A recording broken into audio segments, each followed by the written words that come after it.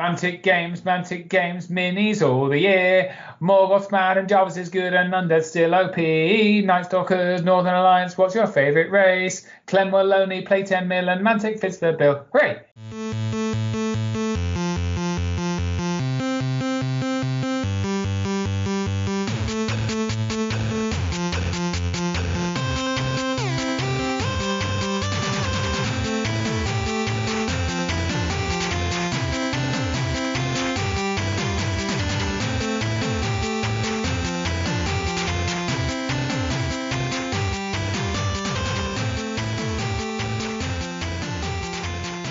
You are listening to the Mantic Universe podcast. I'm Chris, and as ever, I'm joined by my good friend Clem. Hi, everybody. Hey. Steve Hildrew will be joining us shortly, but he's pulling his Marilyn Monroe act and isn't here yet. Mark was on and may join us later, but he's just very, very busy, and with the time difference, we can't say we blame him, right, Clem, to be fair? I mean, he's supposed to be at work, so I guess, if he could take 3 or 4 hours out of his work day to his busy work day, talk to toys with friends, it would be a bad sign for his work. So good job explaining that to your boss. Yeah, exactly. Good. Super. So a little bit of housekeeping. Let's do the on the menu. Why not? Sure. So what are we talking about today? So welcoming on the menu. The usual, right? We're doing that. Yeah, the usual. Oh, and Clem, we haven't mentioned. So we've got to refer to this now as a MUP monthly episode to differentiate it between the MUP shorts we do, and we've done a lot of them. Yeah, I think the month shorts is like as Mark explained, more the thematic episode. Like there's one topic we want to discuss. Focused. And we invite specific guests really just to talk about this topic. And the MUP monthly is like the good old episode that we've been doing for a year now, more than a year. Year and a half, buddy. Yeah, absolutely. Fantastic. So this is what we're calling a MUP monthly. So welcoming on the menu, do our introductions, Mantic news, our Warpath, Firefight, our Warpath Deadzone, our Pannilore Kings of War. Pannilore, Clem, we don't have any Pannilore. We've been too busy, unfortunately, so no one's done any reading. Just to have a pointer for preparation for the Warpath epic game. Mantic is a cool website with a bunch of lore that I haven't had time to read yet. Otherwise, I would give you guys a summary. But anyway, we'll see that later. Maybe next month, huh? Right. And it'll be closer to the Kickstarter then, so maybe better timing. Yep. Super. And then topic of the month, and we're going to talk about our Fast Grow project, all gas and no brakes, once more, Clem. Pretty much. We can't get enough of it, can we? I think it's just a good way to motivate the local group. It certainly works for my local group these days. So, that's a cool thing to discuss. So let's blow through the housekeeping stuff then. So don't forget, dear listener, the Mantic Web Store discount code, which will be good for a few weeks, is Universe15. And we also have FastMUP15. They're one per customer, so fill your basket. So we've got two, so remember to use both up. Wait, is the Universe 15 still good? I don't know, buddy. I don't know. You should try it. You should try it. Yeah, try it. Just try it. Just try it, dear listener, and let us know on the Facebook group or email. Super. And then very quickly, GameMat.eu, 11% discount, MUP 11. They make amazing, Clem. We played it with it this weekend. Amazing pre-painted sci-fi terrain. It's my favorite terrain. It's gorgeous stuff. It is absolutely awesome. Yes. Yeah, absolutely awesome. Baron of Dice. They're the Rolls Royce of Dice. Use the code Mantic Universe for 5% discount on their web store. Clem, you just got your Baron of Dice finally. I have them, and they're Twilight King themed, so that'll be perfect. Yeah, no, really, really nice. They're very crisp, good quality. Love them. Yeah. It's the guy. I didn't realise dice could be that nice. It's a little thing, but boy, they are stunning dice. You actually use it all the time when you play games, right? And so having them of good quality really does something to your experience. It's like the Dungeon Saga stuff, like the normal Dungeon Saga tiny dice, or kind of the low cost dice. The new one has better dice, and suddenly it's a better game. It's stupid. It is. The experience is better. Yeah, exactly. Corvus Terrain. Everyone get over to Corvus Terrain. They've just introduced some really gorgeous files, which are basically rocks, which perfectly fit Deadzone. So what a great idea. And use the code MUPodcast15. at the checkout to get 15% off. And as I always ask, dear listener, where you're listening to this, if you can give us 5 stars, if you can write us a little review, that would be fantastic. It helps the show a lot, and we'd appreciate it. At this point, I wanted to say some nice things about Mark, but he's not here to hear them. So all the better. all the better. So let's move on to. So if he joins, I'll cycle back to that, dear listener. So let's move on. So we've had some lovely professional new logos designed, and we've got a sci-fi one. Basically, it turns out our mascots are now a dwarf and a zombie, right, Clem? So we've got a sci-fi one, we've got a Pannilore one. So we've asked the dear listeners on the Facebook group to name the 2 characters. Now, so Clem, you and I are now going to decide who wins this competition. I'm going to automatically discount Chris and Clem as an option, right? Yeah, because it's too obvious that it's too obvious. It is, right? No one will say. Suggestion. Hi, Steve. guys. Hi, Steve. Arlene, here you are. Have you been on the call the whole time, just pretending you're not there? Is this? No, I just arrived. I've just arrived. Hello. Oh, okay. Steve, hang on. I've got a bit planned. Okay, ready? Oh. So, joining us, dear listener, is a man so hot he must be coming out of the abyss itself, or at least an abyss. Steve, how is Birmingham? That's no way to talk about my mother. Anyway, good, thanks. I'm not in Birmingham. I'm somewhere else in the country. So, oh, nice. Are you allowed to tell us where? Or is it super for reasons of personal security? It's nowhere. I'm in a hotel. I just said goodbye to a bunch of corporate colleagues. I'm at a corporate thing, and I said very importantly, I've got a call. I've got to go, and I picked up a plate of food and came to my room for my very important business call, which is. And didn't elaborate. Yeah, exactly. I refused to elaborate. Very wise, buddy. Very wise. Super. So, Steve. So we were just saying how we've excluded. So it's the name the mascot competition. We've already excluded your answer, which is Chris and Clem. And also, I feel like if it's, for example, Noddy and Big Ears, they're already a thing in something else. So let's also exclude that one. So let's go through the answers. So Grim and Bear It is one from Dan. Grim is the dwarf and Bear It is the zombie. Ben Stoddard has come up with Stunty and Sniffles. I quite like that one. Stunty is obviously the Forge Father. Thanks. Fred has come up with Stone Grim and Rotty, which I like. Noddy and Big Ears. Sorry, Peter. We're going to have to exclude that one. I'm sure the big money on Noddy nowadays, I'm sure they sue everybody. Bill Kurd has come up with Rocky and Stumbles, which I like. Joe McLaren, Minty and Stodge. Again, I like that one too. Basically, I like all of them. Smithy and Brain or Mr. Brainy and Brock. And Squeaky McSqueak has come up with Axe and Orty. So, Steve, what do you think? I liked Grim and Bear It. I thought that was good. It's half a pun. And, it makes it sound like a comedy duo. They're going to have a comic strip based on these 2 characters getting into hijinks. I think it would be great. Potentially, yes. For them. Clem, what do you think? I don't know. That's a good one. I also liked Mr. Brainy and Brock. I like Mr. Brainy and Brock. Yeah, I like Mr. Cool. Brainy and Brock. Yeah. I've got to be honest. I think that gets my vote, unless anyone's got anything. I mean, they're all pretty good, I would say. But yeah, Mr. Brainy and Brock. I'm happy with that. Which one is Mr. Brainy? Brock is surely the dwarf. Is it? Mr. Brainy because you can see his brains. Oh yeah, that makes a lot more sense actually. Yeah. I think there's going to be limited extra appeal in us talking about this any longer. So I think should we get congratulations, Martin Hawk, who I believe lives in Berlin, Clem. He is absolutely living in Berlin. Excellent. A good buddy here. So congratulations, Club Fudge. What did he win? Fame, I believe, because I think glory. He wants to write.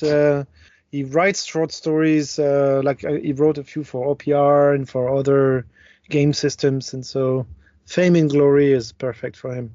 Oh, and we also had a much smaller competition, and we had far fewer entries, but we had one good one, so that was perfect. Asking what our new strapline is, because obviously over the last year and a half, we just asked guests say something wacky for a kind of a tagline or a strapline for us. And And, they're quite varied. Everything Mantic under the sun, that's fine. Something about balls, yes, very kind listener of the pod. And I can't pronounce his name, so I'm not even going to try, but he's in Ireland. He has come up with he's suggested the Terry Pratchett line, so much universe, so little time, or something of that nature. So next time we get we get Ronnie on or someone of that nature, we're going to have to ask him to say that line. So congratulations, the person whose name I didn't try and pronounce. Apologies. Super. We also have a Discord server to do our painting. We are a little bit behind schedule, if I'm honest, and we did say we would do a kind of charity thing with Palace of War. I think, to be honest, it's going to be we all go on, we all paint a model, like a hero model, and Scott decides which is the best one, and then maybe they win something painted by Scott. It's going to be something of that nature, but we haven't really thought it through, to be quite honest, dear listener. I mean, end of the year is always a very busy period, and so things will need to calm down a little bit, and then we'll have a bit more time to get back to do some hobbying and also look into this type of stuff. But join us on the Discord. I think, Chris, you posted the link all around Facebook, which I did. I might try and visit these days. Yeah, and it'll be in the show notes, I guess, as well. So, yeah. Yep, fantastic. And just a heads up, everyone. Sorry, Steve, contender for our catchphrase should be we haven't really thought it through, which is. I thought a while ago you suggested we don't know what the F we're talking about. I mean, it says it all, doesn't it, Steve? To be honest. Also true. It's when you come on and you're sort of like, no, guys, I don't know what I'm talking about. And we're like, no, you're our expert, Steve. God. You're Jesus. You're the guy after the apocalypse who can put a plaster on. You become the town doctor or something, and you're like, but I can only put a plaster on. I don't know what I'm doing. But compared to us, that's that's magic. That's incredible. Wow. Sure. Good, super. Good. And there's coming soon. There's going to be a Kings of War survey, and they'll be asking for feedback from everybody. So keep your eyes peeled for that, dear listener. Super. By Mantic, you mean? Like Mantic is circulating this? Yeah, it was mentioned by someone in the community. I'm not sure whether it's an official Mantic thing, but it's going to be a big thing. If I'm completely honest, a gun to my head, I'm not sure if it's official, but it's at least semi-official, I would say. Didn't they do one a year ago as well?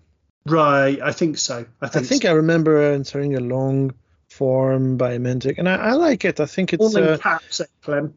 Yeah, because you answer everything in caps. No punctuation. As angry as possible. They actually do listen when you say something, so it's interesting and feels worth your time to give some feedback. Yeah, absolutely. Oh, Skype is telling me to let everyone know you're being recorded. Guys, you're all being recorded, just so you know. Super. What? This is outrageous. Super. So that's killed the pace of it, stone dead, hasn't it? So Mantic news. Hey guys, Steve, have you been on the companion recently? If you've got a companion gold sub subscription, there was 3 free PDFs. Did you see what it was? I did see it, but only because I'm in a chat group with some people who are apparently obsessed with PDFs, as in they've asked for nothing more, nothing less. Nothing more, nothing less. They just ask constantly for PDFs, like for the past 6 months, because allegedly Mantic promised these at launch of version 3 a million years ago, and they've been constantly haranguing them ever since. So they were all like utterly delighted to finally receive the PDFs. Oh, that's great. I wasn't part of the group, but I am delighted. And it's not allegedly, they definitely did promise that. Yeah, they did. But so I've noticed it. I've not downloaded them because I'm very lazy. And I only play Kings of War, and all the rules are in the companion. But for people that do like PDFs, it's very exciting, I understand. I very much do like PDFs. I mean, it's amazing. It's basically all the latest rules for their 3 most popular games, include for quote unquote free. I mean, we were paying it anyway, right? So that's a really, really nice little extra thing to have. It's not like they're just giving us a copy of Halpy's Rift now. Do you know what I mean? It's really relevant. It's fantastic. Yeah, good. So I mean, people buy these files normally, right? And so just with the value of these 3 files, it pays for your gold subscription for the whole year. So you get so much value out of it. And I know you are a power gamer, Steve, but there's fluff also in the Clash of Kings book, right? That wasn't in the companion. Completely. I have a paper copy of the Clash of Kings book, so naturally I've been reading the fluff every evening by my bedside to learn all about Lafiel and Mikhail and their hijinks in the. So it's good. We will interrogate you about it during the Pannilore. That's our Pannilore section, which we do ourselves. Fantastic. Let me just go and read my PDF. Hold on. Fantastic. Great. So Dungeon Saga Origins is shipping at the moment. Rather hilariously, in Germany, we got everything except for the core game. So we very excitedly, and then I was looking through everything going, am I missing something? And then it turns out the distributor just didn't pack the core box.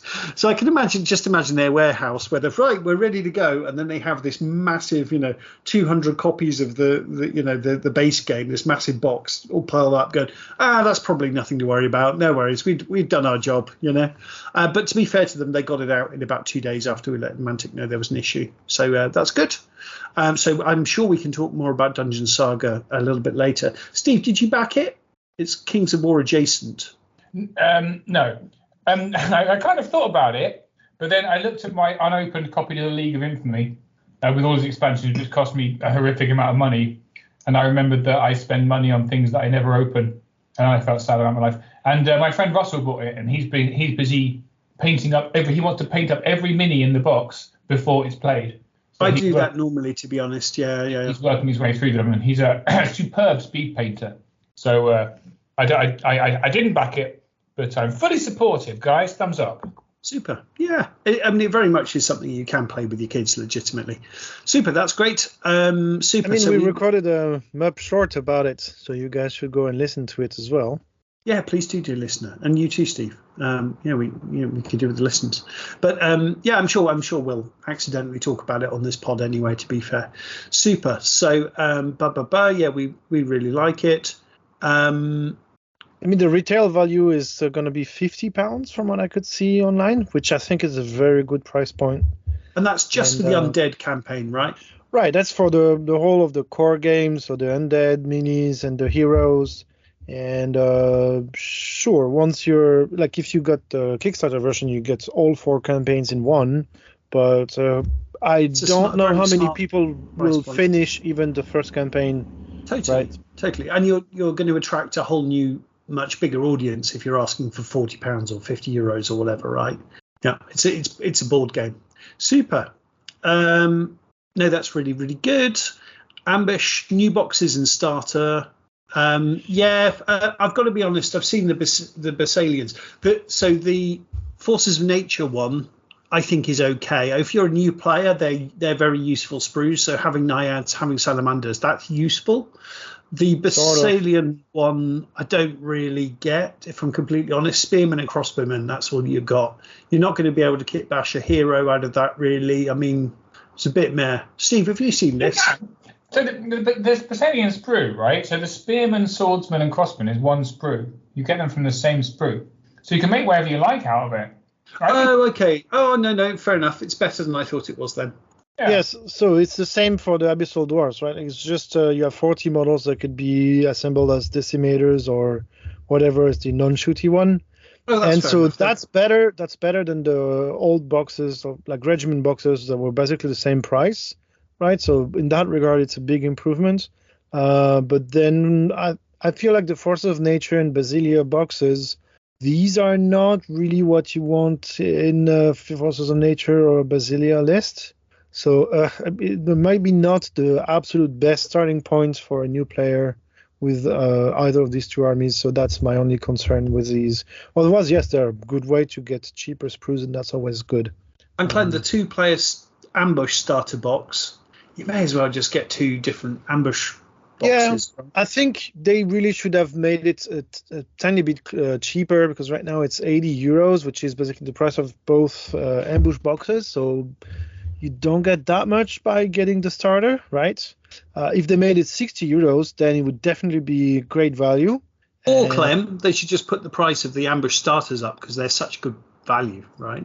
No, I don't think so, because I think the whole point of the ambush starters is that they're so cheap that people will actually get one and try it out and have a look. And they are still printing money with them, right? Because it's only plastic sprues, and plastic sprues cost nothing to manufacture once you've invested in the molds. And so for Mantic, if they can sell 5 times more plastic sprues, they will make 5 times more money almost. Like not just in revenue, but in profit.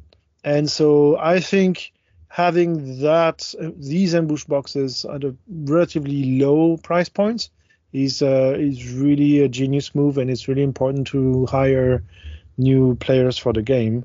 I just think the starter could be slightly cheaper, and for them it would not make a big difference, right? Because it is still just plastic sprues inside, and so they're still printing money when they sell this one. So even if it was 60 euros, there would be, I think, from what I understand, it would still be a good deal for them, and they would sell a lot more of these.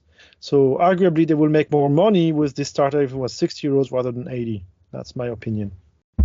Super. And then just moving things along. So Warpath Epic Scale is coming to Kickstarter in the new year, probably February.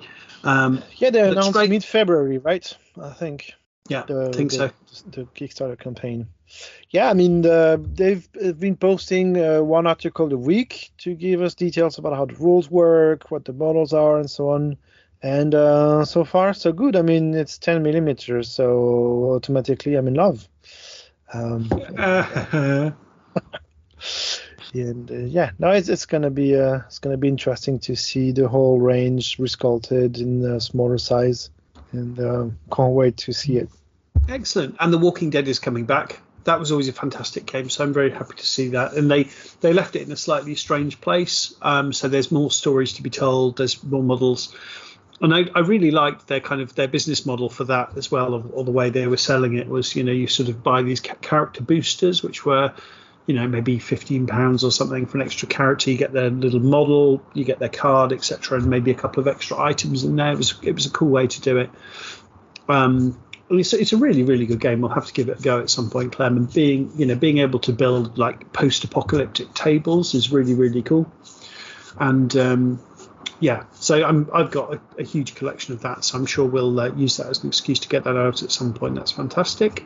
I wonder why they cancelled it in the first place. They had a 5-year contract with Skybound, and it expired. And I think they just decided, writing up a whole new contract is probably not worth it. But yeah, I noticed that the Walking Dead dice game came back. And I thought that was kind of interesting. I did mention to Ronnie actually when we were at Clash of Kings. So, does this mean Walking Dead's coming back? And he didn't say no. So no, it's great. It's a really, really good game. Actually, it's fantastic. It's simple but very, very. The rules are perfectly baked into the theme. So your characters can panic, and it's really, really good. It's really fantastic. Hey there, I'm Brian. And I'm Rick. From Deadzone, the podcast. And you're listening to Mantic Universe Podcast. For everything Mantic under the sun. The Vault stuff. Cool as always, it's written here. Elves, lots of them. Steve, what's I've not seen this. What's the elves? Oh, it's they put Dracons in the Vault, which was hilarious. They put a tree herder, Dracons, and then a bunch of characters. Who are these guys? There's the elf. What's name? Twilight Kin folks, right? Isn't it? So there's not Twilight Kin at all. It's Twilight Kin boats. You're quite right. No. I'm wrong. It's elf boats off of Armada, and then there is all the Dracons. So there's 3 Dracon resin Dracons you can print. Dracon riders. There's the elf Dracon Lore, which is like the 4th Dracon. There's a tree herder. There's a Twilight Kin assassin hero. You can get Lethiel Bleakheart, who's from League of Infamy. And then you've got a Soulbane upgrade and the Twilight Kin summoner. So a bunch of Twilight Kin heroes. And then there is an Asterian Nastanza. Oh, interesting. I don't know what that is. I think it's, to be honest, I find it a bit difficult to conceptualize. I think it's basically a command tank or something like that. No, it's a sniper. It's a sniper. Is it a sniper? Person. Ah, okay. Interesting. But essentially, this is all the cool Twilight Kin characters that you can't get.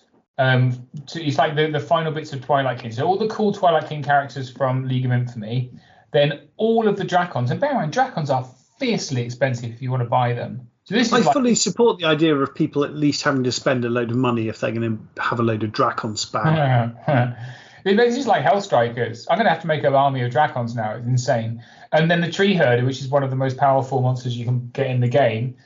Great. It's a great model. Very, very terrifically difficult to paint because I've painted one. But you can print one now, which is fine.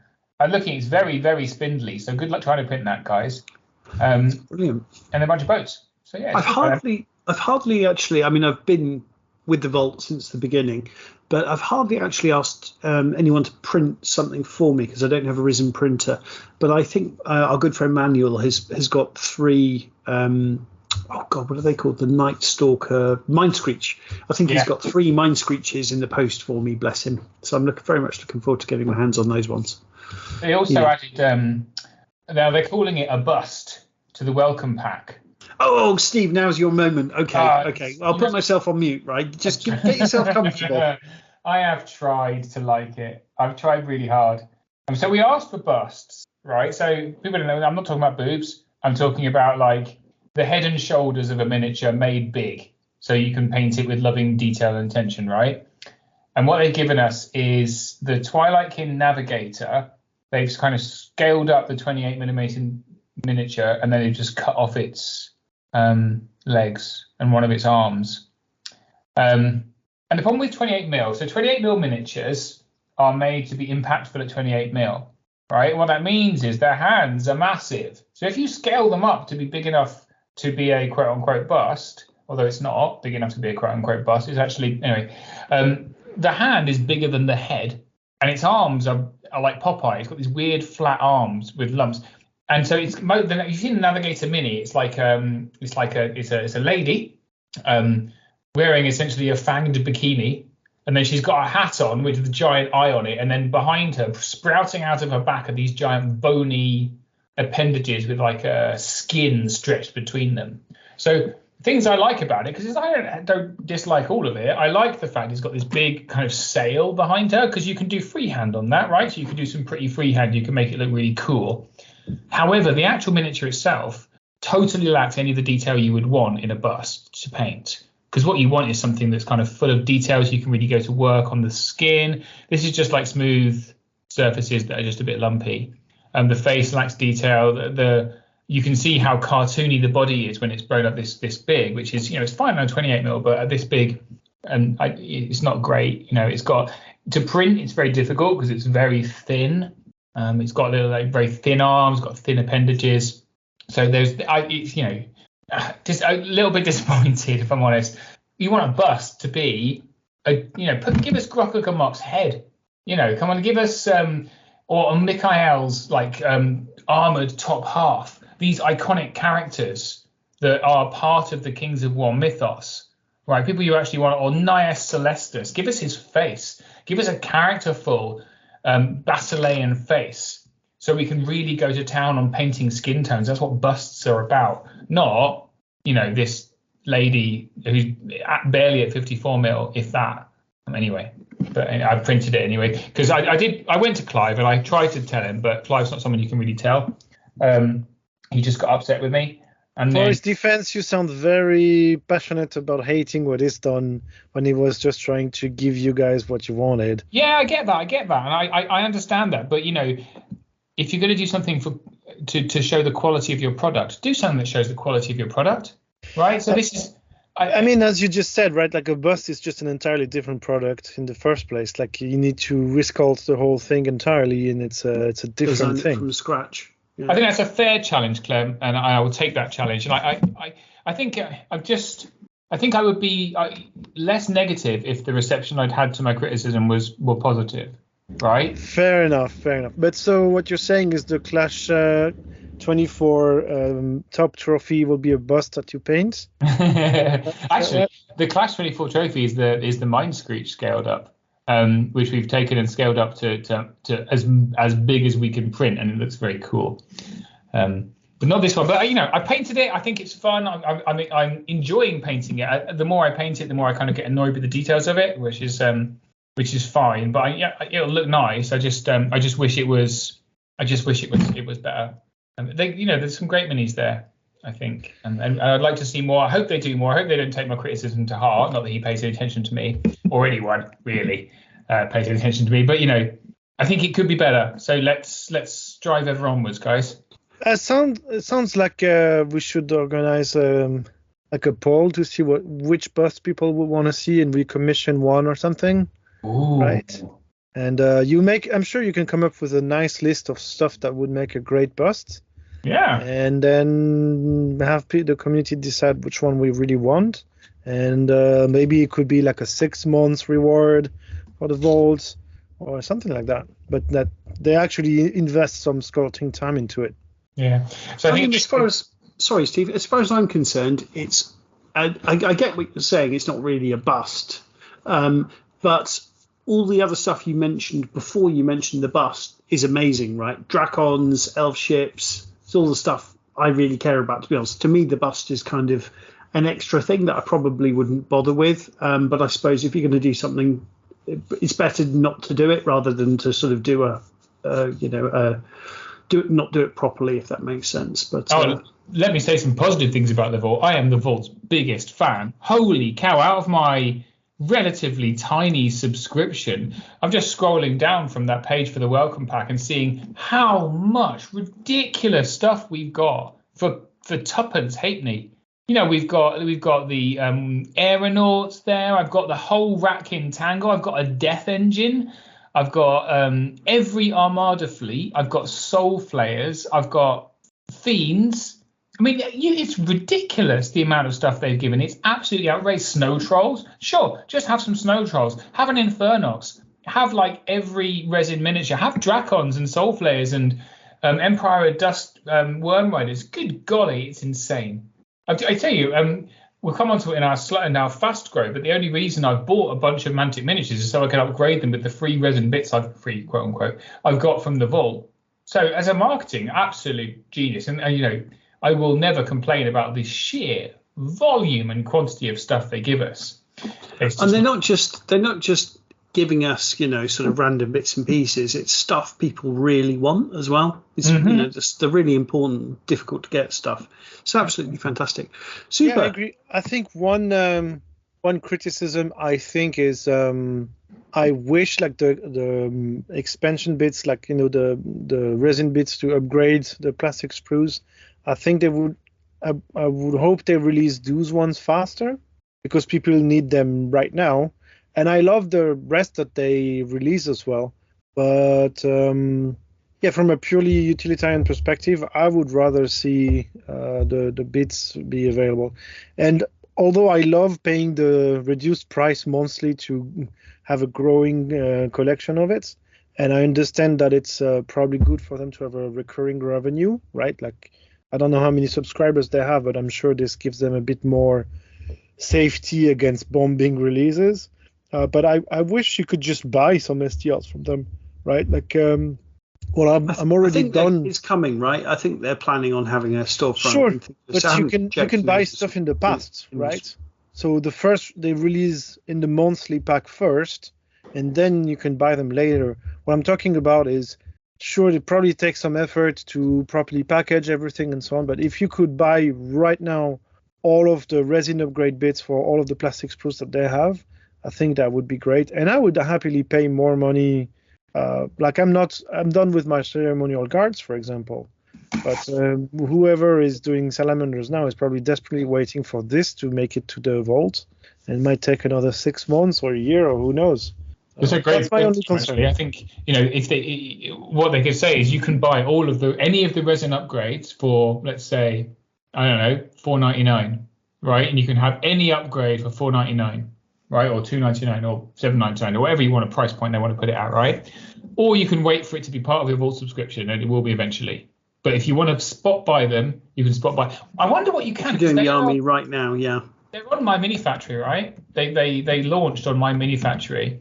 I think they did. I haven't looked because my understanding is they only sell the stuff that they've previously released in the vault. I'm going to have a look now. Mantic. Maybe we're complaining about something that's entirely wrong, and we shouldn't correct ourselves. We'll get some hate mail, and that's the best best for content. Oh yeah.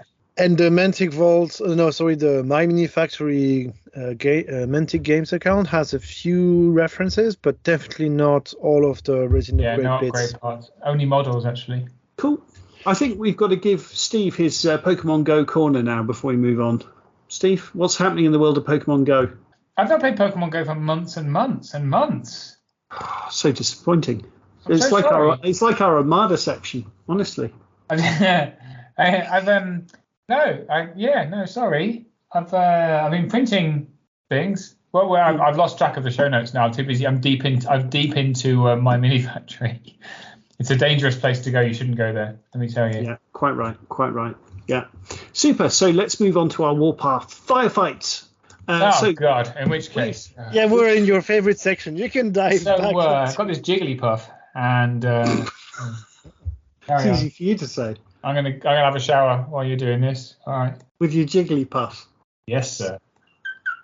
Brilliant. I've got Jedi Outcast. I might play Jedi Outcast while you're talking about Firefight, and Sure. then I'll come back. That's fine. Just pop yourself on mute if you would, Steve. Okay, yeah. Cheers. It'll be a Brilliant. challenge to get Steve to play a game of Firefight or Deadzone at Clash or something. I've played Deadzone. It's all right. I just You've only got room for one game. only got room for one game in my head. I've Actually, heard that somewhere in your heart. No, Steve, why play one game fairly well when, like me and Clem, you can play 4 or 5 games quite badly and forget the rules between them? I had a very frustrating conversation. I joined a local group which was entitled, I don't know, name of gaming group, Kings of War channel. My friend invited me. And I'm like, yes, let's get some Kings of War games in, lads. And have 3 guesses about what the only game they talked about in the Kings of War channel. The Old World? The Old World, correct. 100% correct. And this is directly on the back of our conversation about the Old World yesterday. It was quite a frustrating conversation to have. So, yeah. Just need different and better friends, Steve. That's all right. Friends? What are they? You know, people that make fun of you remorselessly. Oh, my family? Well, yeah, like that. Strangers Similar. in the street? Anyway, sorry, go talk about your Pew Pew game. Okay. Yeah, We will. I actually thought Steve was joking that he was going to drop off and play games, but no, he genuinely was, and I respect him for that. That's fine. So, let's talk about some Warpath and Firefight stuff, Clem. So, first thing is, I put a load more work into my Marauders and Forge Fathers. I'll be honest, with my Marauders, I've just gone in a big circle.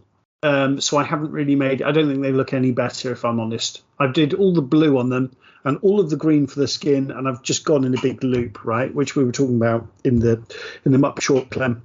But the Forge Fathers definitely look a lot better.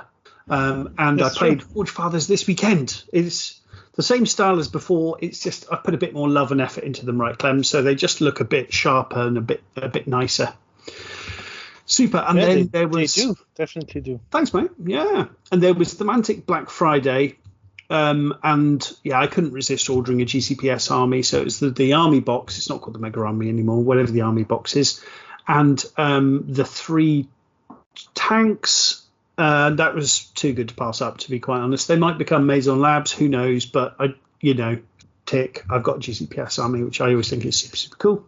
You don't have GCPS yet, right? Like you have a bunch of Plague, but you hadn't bought some GCPS models so far. So I've got enough for I've easily got enough for Deadzone, Right.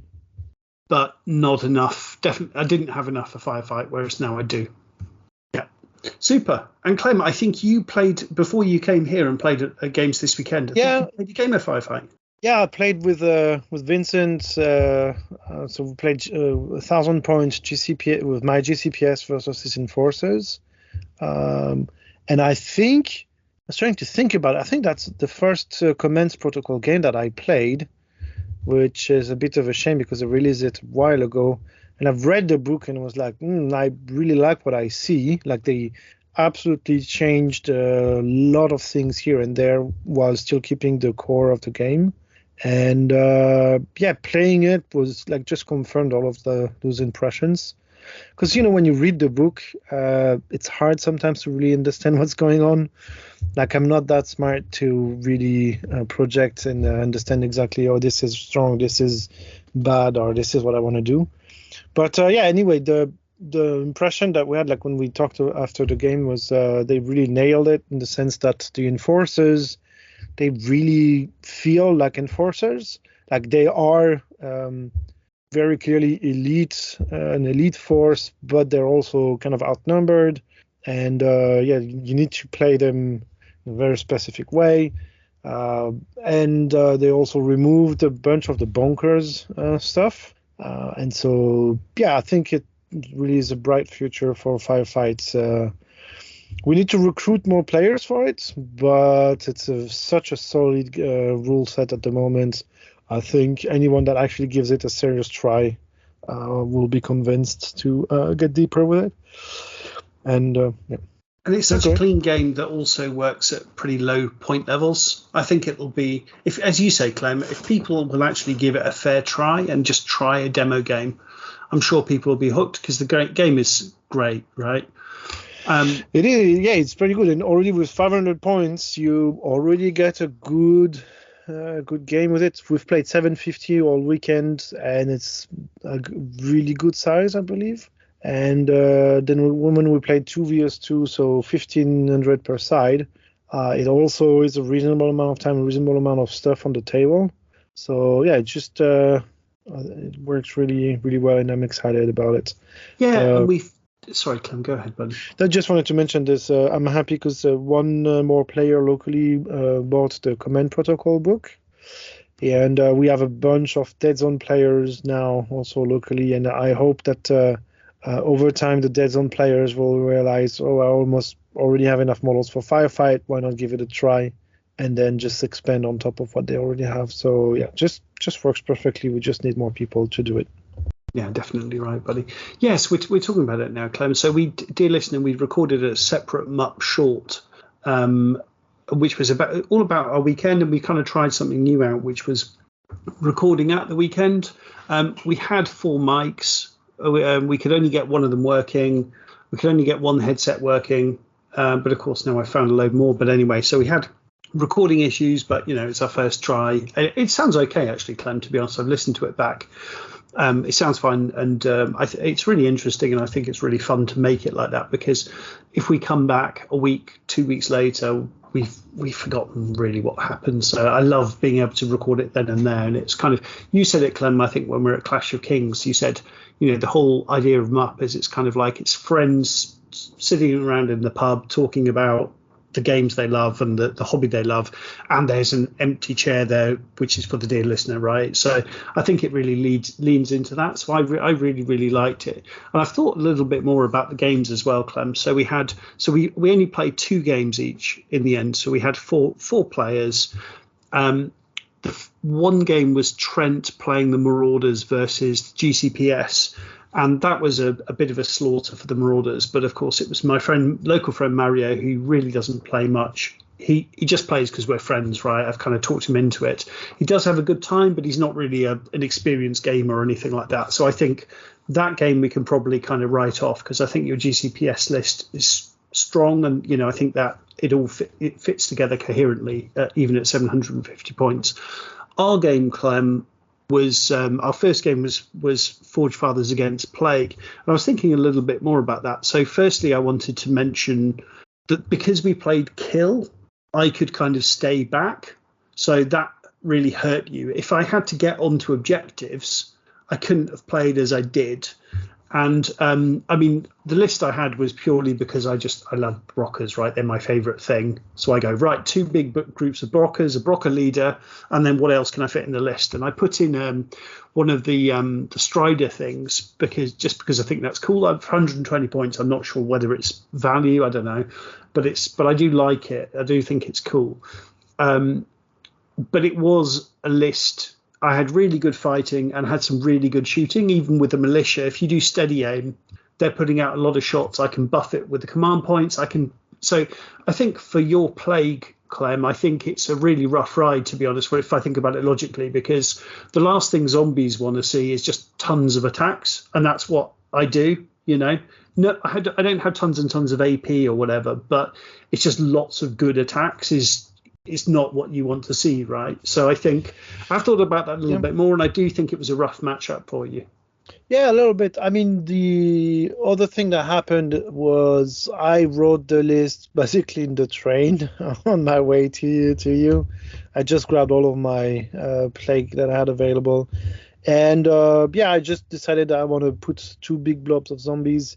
And they are, I think, good when you play with objectives, as you mentioned. And if not, they're just kind of useless because they can't really punch much. And they suffer quite a lot when you actually punch into them. But yeah, I mean, I just need to rewrite the plague list a little bit, and I'm sure the concepts I had in the past was basically everything is just a delivery system for your monsters. It still kind of works. It's just like this time I had only 2 teratons and an aberration, which in 750 points is just not enough to actually make a difference, right? Like my aberration in our game did decent amount of damage, but I kind of fluffed the dice also, and so you managed to murder him right away. And from there, well, the zombies will not take the ancient or whatever your strider is called, right? Like Iron Ancestor. Iron Ancestor, exactly. Yeah. So from that point, it's a bit harder, but yeah, I still think it was an interesting game. Like we had super fun moments. Like I cherished the moments when my mortar vaporized your broke leader. Like I've shot at him for a few turns without doing much, and then one turn, boom, 4 wounds and just wiped. And it's kind of funny, like it made no difference to the game because it was like literally the last action. It was right at the end, right? But it was but you need these little positives, don't you? But also there was a couple of points in the game. There was one point where I think it was turn 1 where I realised you were spending command points to make sure you went first next round, which is a really smart thing to do. And oh yeah, that's something I should have been doing. And then there was a point at which I think it was when you made a charge with some zombies or whatever it was. And then you went, oh, hang on, do you mind if I take that back? And then you shot with your mortar to put a pin on the thing you were charging. Yeah. And at that point, I thought, now Clem is playing Firefight. That is, you're getting the tactics and you're getting the strategy of this is how you flip things in your favor, and that was a really cool moment. But it was I love, and at 750 points I just love it. It's a pretty quick game. You do have decisions to make, but you don't have paralysis or anything like that. But it was great. I mean, and actually, Clem, a lot of the things you were doing was putting me in a tricky position. So at one point you charged, I think it was your zombies or your ghouls, you charged my militia, which were in a building, forcing them out, because we mentioned on the other pod, right? We had that key destroyed building that I was defending. And I knew if I lost that, I think I was going to lose the game, right? So we had this really bitter fight. I think 3 or 4 times we switched sides. We were just fighting bitterly, and I just had enough dice to win. But there was a point at which you attacked my militia, which were in the building. You won the fight, and they had to flee. And then at that point, they were pinned and out of position. They didn't have a good view on anything, the survivors. And I think there were only 4 of them left, but it was like, oh, geez, I'm in a desperate situation. I need them to do something. What can they do? Because they can't see anything now. They've had to flee. They don't have a good shot. And it was moments like that where I had real moments where I really had to think about, oh God, how am I going to make this work? I need to, it's a puzzle I have to solve. It was really, really cool. And of course, I just love Brockers, right? So, just having loads and loads of Brockers running around the table is just brilliant fun. I mean, your list is pretty good, right? Like, what's the name of the guys who, they drop from the sky? Hammerfist drop troopers. Yeah, these guys are pretty scary. I'd say a little bit too good. It's that heavy armor, so you can't. It's very difficult to kill them back. So I can pick where they come down. But they're horribly expensive, right? They are really expensive. Yeah, they are really expensive. So it is true that it gives you a big advantage because. And no offense, but I think an actually good player can make a lot more out of them because you drop them in a place that was like, oh, great, you put them in my backline. First game, yes. Anyway, so. First game, yes, but second game actually was very significant. No, yeah. The second, but the first game was like, oh, good, 300 points in my backline. Well, I'm going to run forward, and that's it. And Clem, can we take a break in a second for like 10, 15 minutes? Is that okay for you? Yeah. But I'll just finish. We'll just finish this this thought. So yeah, the first games I dropped them in your backline, and what I wanted to do was obviously kill something and then tempt your ghouls to charge them to keep your ghouls away from the important fight. But you just ignored them and moved your key assets away from them so they couldn't get them with their only 12-inch shooting. But yeah, then in the second game, on one flank, we had a ton of cheap infantry. So we had my militia plus a load of cheap GCPS guys. And I think you and Trent had in the two-player game, you had a doubles game, you had a really smart plan where you were screening zombies and shambling forward. And behind them, you had the really, really scary 10 brawlers who easily could have killed all of our stuff there. But I dropped down the Hammerfist drop troopers behind them and then killed 8 out of the 10. I then hid in a building. So when I think Trent tried to counterattack with the brawler leader, he had a bad time. Well. Yeah, it didn't go well. And that one unit totally flipped that flank, right? You basically, it was game over for you on that one. Yeah, it definitely changed the dynamic there. But I think that's exactly what they're supposed to be doing. It's just we didn't really anticipate or plan for it. This is Ronnie Renton, and you are listening to the Mantic Universe podcast. So we're back. We're still talking about Firefight. So Clem, Well, I think weren't we done with Firefight? There's one thing I wanted to discuss with you, Clem. Now it's taken more time to settle, right? So the Trontech, they were in a very bad situation when the story started, right? They were the patsies, they were the mark. In the first game, they got mostly slaughtered by the Marauders, but managed to escape. But then in the second game, the Forge Fathers, as you said, they heroically sacrificed themselves to prevent the evil schemes of Chad Ryder, the Plague General. So a lot of Trontech managed to get out alive. So into the trap that the Plague guy created. So it's a Plague win. You can twist however you like. It's a Plague win. It was so cool. The Trontech, I think they didn't quite trust. I think they knew it deep down. I think they knew, the leadership knew it was a trap. So they sent a load of new guys and just enough experienced guys that they could sort of pretend it was a legitimate mission. And they only sent, a sniper to lead it, and she was heroic. She didn't even try and run for the escape pods. She was just, trying to protect her. She hid in the building and did Sniped. not much the whole game. And she took, what's the Marauder Hulks. big guns? Hulks. Yeah. She took Hulks to the face. It was like Saving Private Ryan, with the sniper, and then the tank turret. It's similar to that. It was pretty spectacular. But did the GCPS leader? No, the GCPS leader died. The Marauder leaders, I think one of them died and one of them survived to the end, but he was kind of cowering away from the shooting, so he wasn't as heroic as he might have been as a Marauder leader. But yeah, it worked out just fine. I mean, they clearly eradicated the Marauder allies to leave no trace behind of what happened. The Forge Fathers also were kind of they took a hit. They did a good amount of work, but they took a hit. And the ones who escaped were the GCPS. I think 4 GCPS models died, right, including the sniper. Yeah, which is crazy, absolutely crazy. Yeah, with a big horde army like that. Yeah, but again, the Forge Fathers sacrificing themselves. But yeah, I can tell how much fun I had by how much I've been thinking about that over the course of today. Of what does it all mean?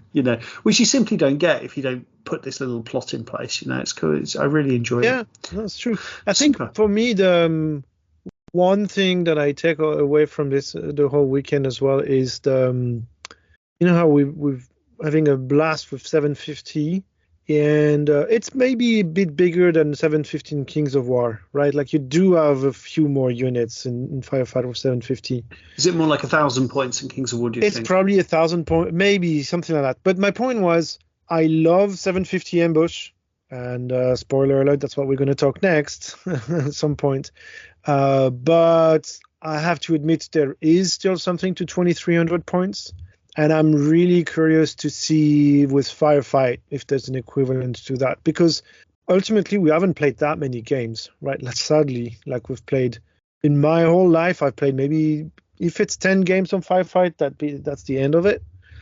I've played a lot more than 10 games of Kings of War, obviously.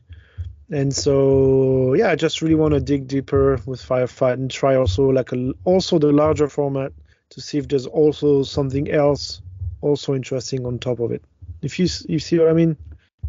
Sorry, I was on mute. Sorry, I was on mute reading Facebook messages. He was so in awe of what you were saying. He was like, I 100% see what you mean. all. Sorry, dear listener, we're all getting very tired at this point. I absolutely agree with you, Clem. So let's very quickly just have 2 sentences on Deadzone, and then we can keep Steve's morale up by actually talking about the hobby stuff he's interested in. So, Warpath, Deadzone, Clem. So the good news is, I don't know if you guys remember from the previous episodes, there was a pretty big slow grow going on in Berlin, like with maybe 10 players, I don't even remember. And we finished that a couple of months ago, and everyone agreed to do another one early 24. And so the Deadzone community in Berlin is up and running with a bunch of players active. And there'll be even more because there's another slow grow coming, so we'll hire more people.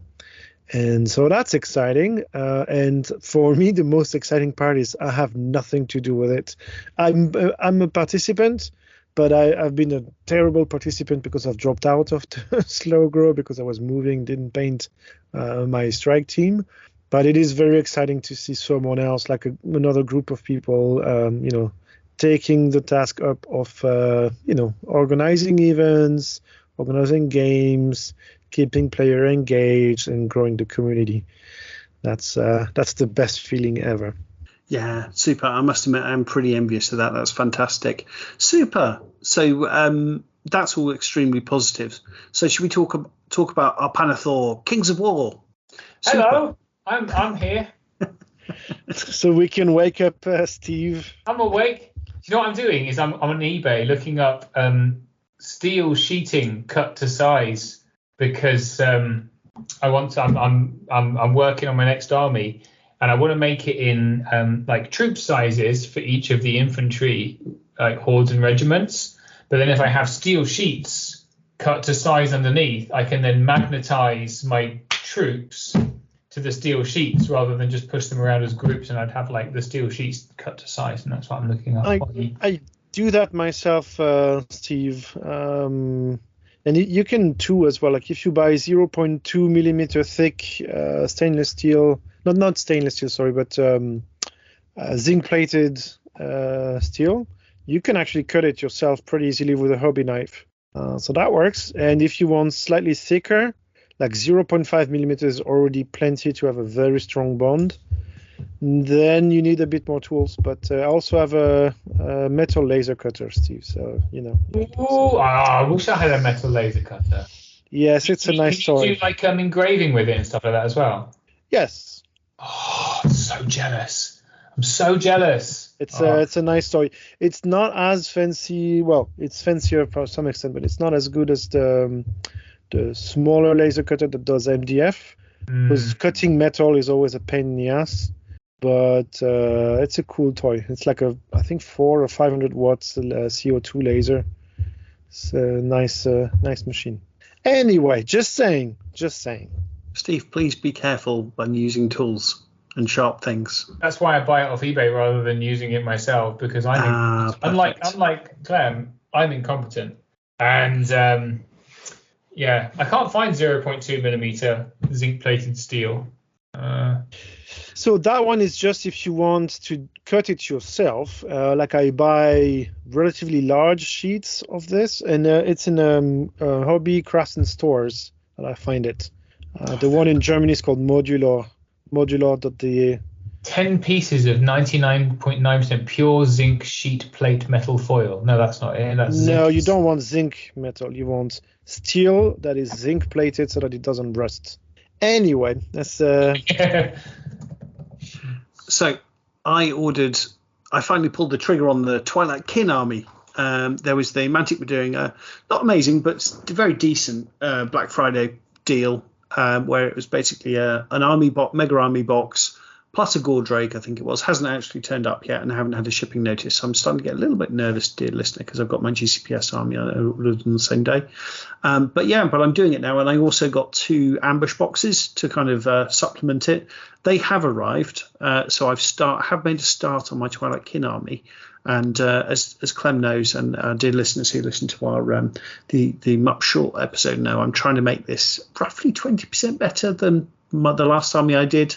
So I want this to be my best looking army. It's going to be the one I take to Clash of Kings next year, and I want it looking decent. And I think Clem, I'm off to a pretty good start, I'd say. Yeah, I really like what you've done with them. Like the bases look pretty cool and thematic, and the paint job is also like it really works well with those models. Like those models are really gorgeous. And I like what you've done with them. Oh, thanks, buddy. I wanted a kind of Silent Hill sort of horror theme, I would say, sort of, and like maybe Dark Souls. You know, you've got this sort of body horror, these sort of monsters, and it's kind of, I wanted their armor to look almost organic, like bone kind of thing, and just one of them to look disgusting and horrible. Yeah, so I'm very much enjoying doing them. Yeah, very much enjoying it, and I've got my 3 Mind Screeches hopefully on the way, so I can be a power gamer. Yeah, fantastic. As one does, yes. I mean, did you post a picture on Facebook? Because I'm not on Facebook these days. Just on the Kings of War forum, KOWforum.com. Fred, I think is the main admin there. So anyway, did you post a picture with the, how they call the impalers from Dungeon Saga Origins compared to the ones from the army box? No, I haven't. That is unfortunate, isn't it? To be honest, yeah. They're so Steve, both Clem and I, we were pretty sure we'd be doing a Twilight Kin army. So we knew with the Dungeon Saga Origins, you could get kind of additional models, as add-ons.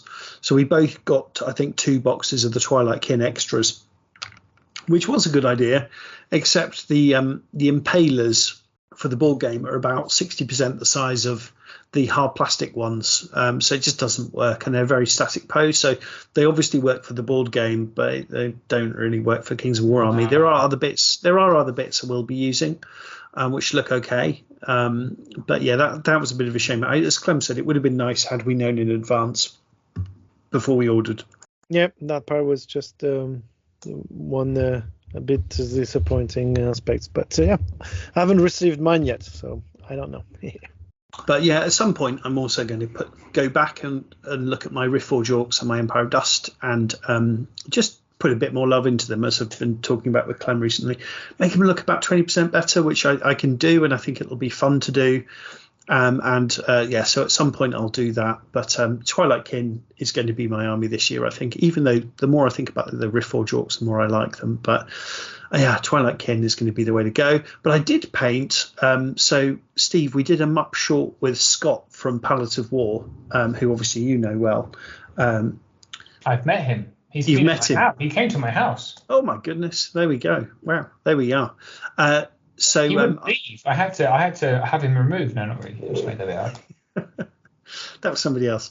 So we did him up short where he's obviously a very, very good painter, and he was giving some little tips, and actually really picked up on a couple of things he said and just tried to improve. So crazily enough, I painted 3 Riftforges this week, and I tried non-metallic metals for the first time, which is utterly mad thing to do because we have metallic paint. Because of course, back when people were painting, 300 years ago, 400 years ago, whatever, when they were doing actual, fine art, there was no such thing as metallic paints. So people had to learn how to try and make non-metallic colors look metallic.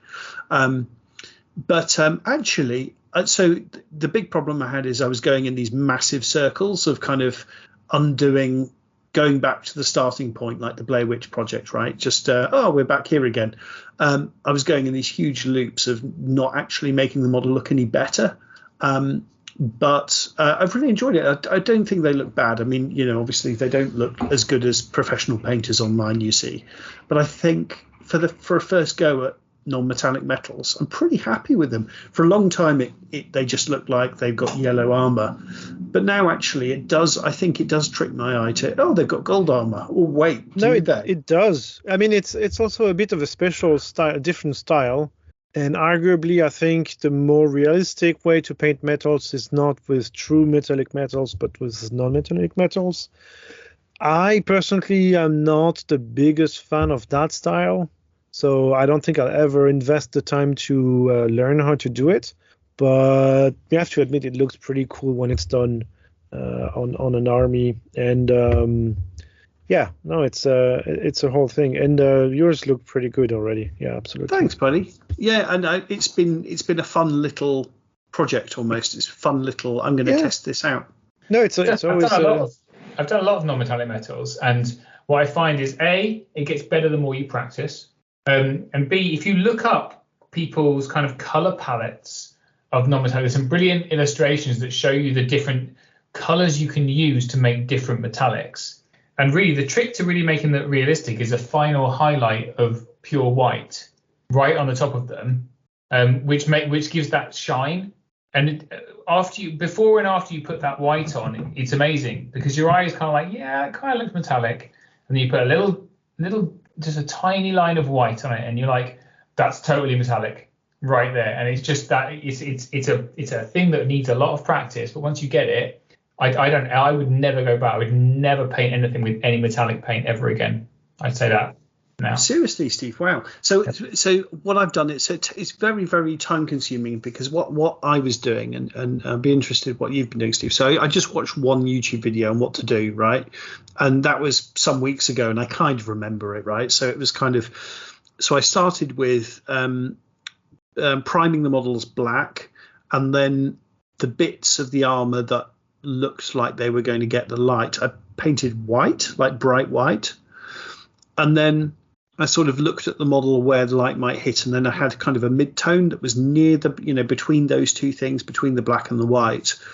And then it's basically, I spent a very, very long time going back with a tiny, tiny bit of quite watery paint on my brush, just a tiny bit, and just dabbing to try and blend to make it a smooth transition between those two things.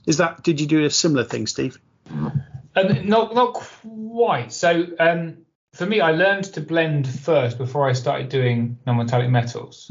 And I always use glaze medium to blend, which was a trick that an American painter who, to my utter shame, I can't remember who he was. He was one of those ones. He was one of the Kings of War players in America, and he'd been shortlisted for a crystal brush. And he was just the nicest man. And I reached out to him because I was having real trouble painting Morgoth, as it happens at the time. I was trying to do like an OSL type effect, and he was like, well, to blend you need to use glaze medium. And so rather than using water with paints, I use a dab of glaze medium into them to make them flow, and that makes blending the edge of it very, very, very, very easy, with a tiny bit of water into it. So I learned to blend first, and then I just sorry, Steve, is there a glaze medium you'd recommend? Which is the one you use? Is there a brand or? I think it's Vallejo's glaze medium. Let me just see if it's the right bottle. And it lasts forever. Yeah, Vallejo's acrylic glaze medium. Acrylic resin glaze medium. And it's absolutely brilliant. You just, rather than using water, you have a little container with some glaze medium. You just need a couple of drops. And then you just you put your paint on your palette, and then a tiny brush dab of glaze medium to make it flow. And you work it out kind of what's best, because then when I'm doing blending, you put the paint on this kind of glaze medium mixed paint, and then at the edge of that paint you have a second brush, like a rubbish brush, that you use to scrub the edge of it with a tiny dab of water. And you eventually learn kind of how to make that. You just scrub, and it just starts to blend in, and it's that magic moment when it blends in, and that's kind of the blending process. But for non-metallic metal specifically, I only know how to do two colours because I only ever bothered to learn to do two colours, one of which is weapons, silver, and one of which is golds. And I just use a different contrast paint as a base for them, and a different set of paints to bring them up, and then finish with a white. And I do a very simplified version. If you put it next to a proper painter, I call it Ghetto NMM, because it's just a very simple way of doing it. But it looks very effective. So did I hear correctly that you said you'll never ever use true metallic paints again? True. I don't even know where my metallic paints are. I wouldn't ever use them because I just think they look terrible. I hate how metallic paints look. compared Right, to how the right here, a trick if you want to win a painting award at Clash of King. You know what the man likes. Yeah, non-metallic. Well, that's the thing, right? I'm not a very good painter, actually. I'm quite an average painter. But so I stole Chris Walsh's method of doing non-metallic metals. I said, Chris, how do you do weapons? And he's like, right, you use Space Wolves Grey as a base over a Zenithal base. And then you highlight with Ulthian Grey, which is like a very light grey. And then a final highlight with white. And I started doing that. And I started winning Best Painted awards, which is stupid because I'm not that good a painter. It's just the basic. It's the Chris Walsh method. And it's funny thing is I put my army. I played him with my orcs, and our armies kind of looked a little bit similar, but mine was like a 6-year-old child's like crayon drawing next to like Da Vinci. It was that kind of a level, but without Chris Walsh's army within kind of eye shot, my army looked really good, and it's won multiple painting awards. So I think it's really funny that it's technique over ability that can really bring an army up. And I was at a recent GT, and my army won Best Painted again. I was very grateful, but I painted it in 3 weeks, and it's really, if you look close, it's not very well painted at all. It's just the. He's bragging again. I am bragging. One Best Painted in a 3-week army. No, I like this. No, I really like this honesty that, because if you talk to certain people, who are very good painters, it's going to take at least a year to do a Kings of War army. Doesn't have to. Not at all. I've been trying to help. I wish Mark was on the channel because Mark's been. I've been trying to help Mark to paint in this style, and he is struggling with it. To be honest, I think you need to kind of see it firsthand. But I don't think it's terribly complicated to paint well to a good tabletop standard, because actually people are very addicted to the way that they paint currently, and what you need to think about more than anything is light. Is how light affects your miniatures and where light comes from. Once you've got that in your head, painting can flow very, very easily, because all you're doing is focusing on the light areas. And that's all that draws the eye. We spend all this time detailing belts and buttons and knee pads and stuff. No one cares or looks at that. What they look at is the areas that the light falls on. And if you only focus on those areas, it brings your model up a significant level, I think. Isn't it funny, Clem? Because we just recorded a MUP short where I was kind of rambling on about painting, and I was talking about how I've got a little bit better at painting recently, and I'm thinking about things a lot more. And I was talking about the light, wasn't I? Again, I'm not a good, absolutely. not a good I think painter. It's a good point. It makes me laugh. Like it is true. Like the trick to being a bit better painter is just. Or how can you make a Kings of War army pretty easily? Well, the number 7 army is an easy one to make. So no, it's true. So true. Some experience does help. The other way is to join the Fast Grow that we're doing and take good advice and be inspired by the community. But otherwise, I think it's important though, like what you've been doing, Chris, to take a moment to sit down and think about, okay, here's what I've been doing so far. I'm not happy about this and that part. How do I change that? How do I improve this? Or what you, Steve, have done. Like, I really love what you've done on that model. Can you teach me what's your secret recipe to paint the non-metallic metal for the weapons? And that's also how you learn, right? Like, just get good advice from friends and other people in the community. And that's how you make progress. And a big thing, I think, was just focusing on a couple of bits, like not getting overwhelmed by thinking, I need to be better at everything. Just a couple of things that Scott mentioned, just focusing on them and trying to improve them. It's just sort of improving incrementally or in specific areas. Sorry, Steve, go for it. No, that's right. I think Scott's a great example. He's a really humble guy, but he's, I've seen his minis because, I've played him and, he's got a really lovely, rich style of painting. And I think what's important is to find your own style that works for you. I can't paint like Scott does at all. You think of the really, really great painters in GB&I. You've got your Dan Reeds, your Idiot-Proof Dalek, as he's called. His beautiful, incredible White Dwarf style painting. You've got your Matt Gorhams. You've got, I'm just thinking of GB&I, of Indian ones, because that's kind of my local ones. And you've got your Paul Welsh's, you've got your Chris Walsh's. They've all got very, very different styles. what they found is something that works for them, and they've really focused down on it. And that's what people need to do is find something that works for you and then practice, because, art and painting and technique is it's an acquired skill. It's not something you're born with. There's some people that are amazing painters when they're born, but being able to paint well is an acquired skill that requires practice. You have to practice and really slave away at it to get good. And, you think about how you painted when you first started painting as a teenager or as a child or whenever.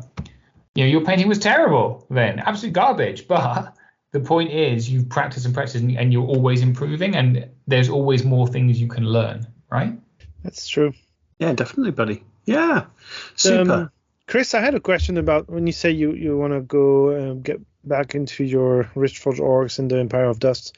And I think for me, the question, it also applies to you, Steve. The question is, what happens once you're done with an army and you kind of put it on the shelf and play with the next one? Like, what happens when you try to revisit older armies? Like, is it even something you do, or do you just throw them away on eBay, or do you buy more units to change your list, or what's your relationship with older armies that you have? This is Rob Fnuff from the Countercharge Podcast, and you're listening to the Mantic Universe Podcast, the only podcast that has the balls to cover all their games. So I mean, last year I did a ton of armies for lots of different games, right? So I did loads of Kings of War armies, did loads of Firefight armies, etc. I think I'm probably getting to the point where I don't need to keep chasing a new army. I'm doing Twilight Kin this year, and that's going to be very important. But I think after that, rather than, and I've got Plague to do, I've got GCPS to do, I've got loads of armies to do from scratch. But rather than buying more and more stuff, I think, to be honest, I want to get a bit better at painting and then go back and, because my EOD, I rush to get them done to come to Clash of Kings. There's bits that I'm not happy with. So I think I want to just go back over the things I already have and just get more enjoyment out of them. Because, to be honest, those two armies, I've already moved on to another army. I hardly played either of them.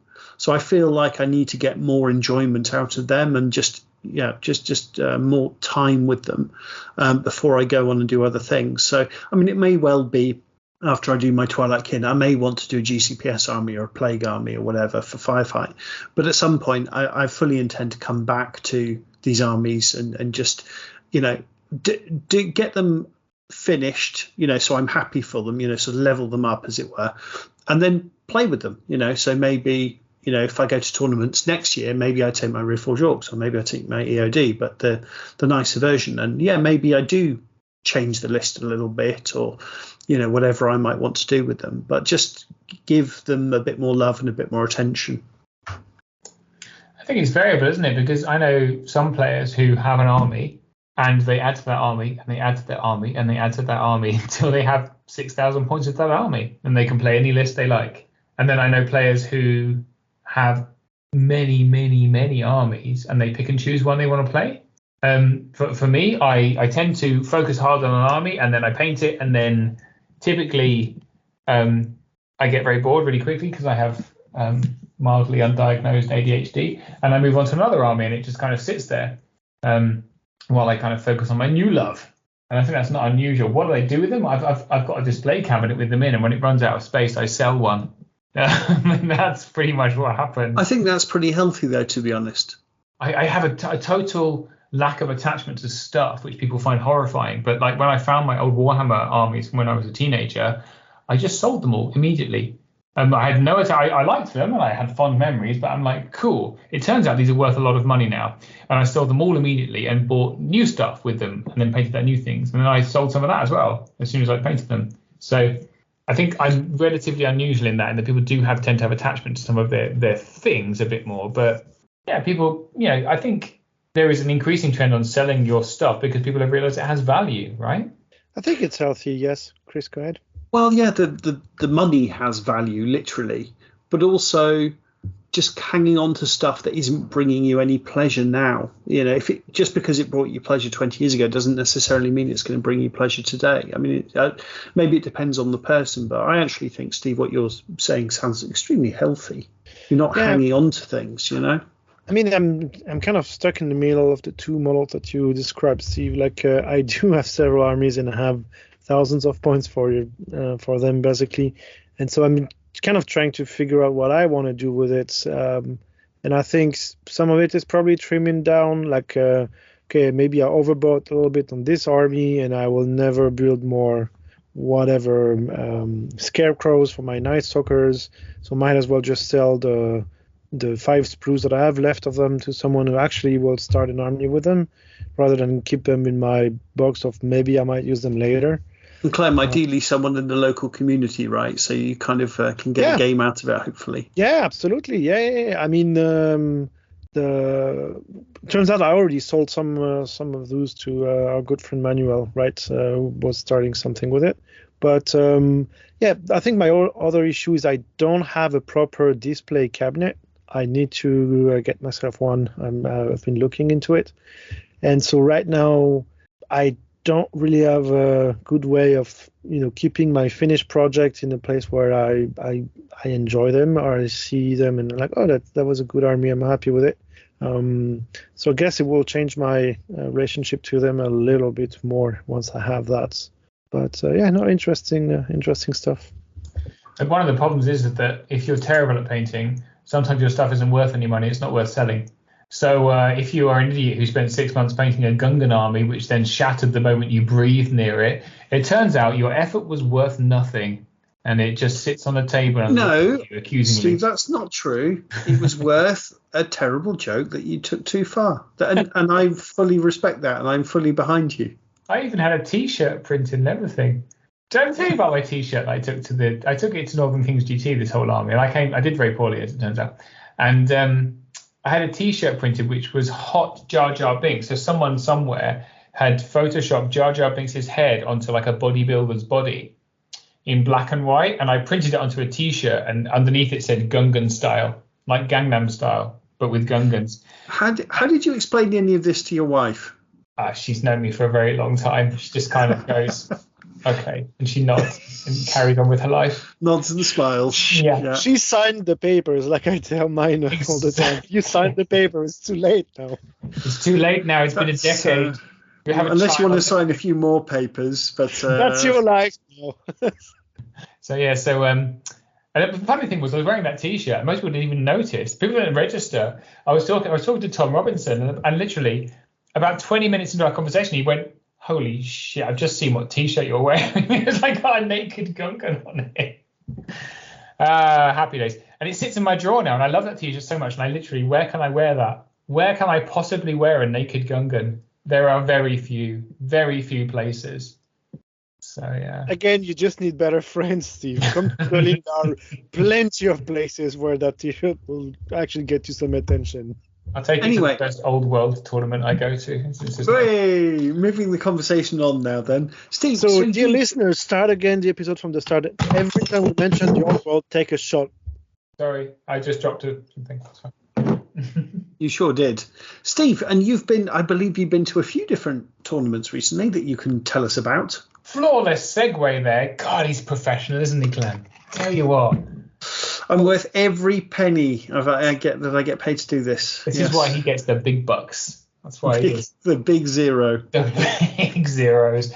I have been to a couple of tournaments recently, which has been a welcome return to the tournament scene.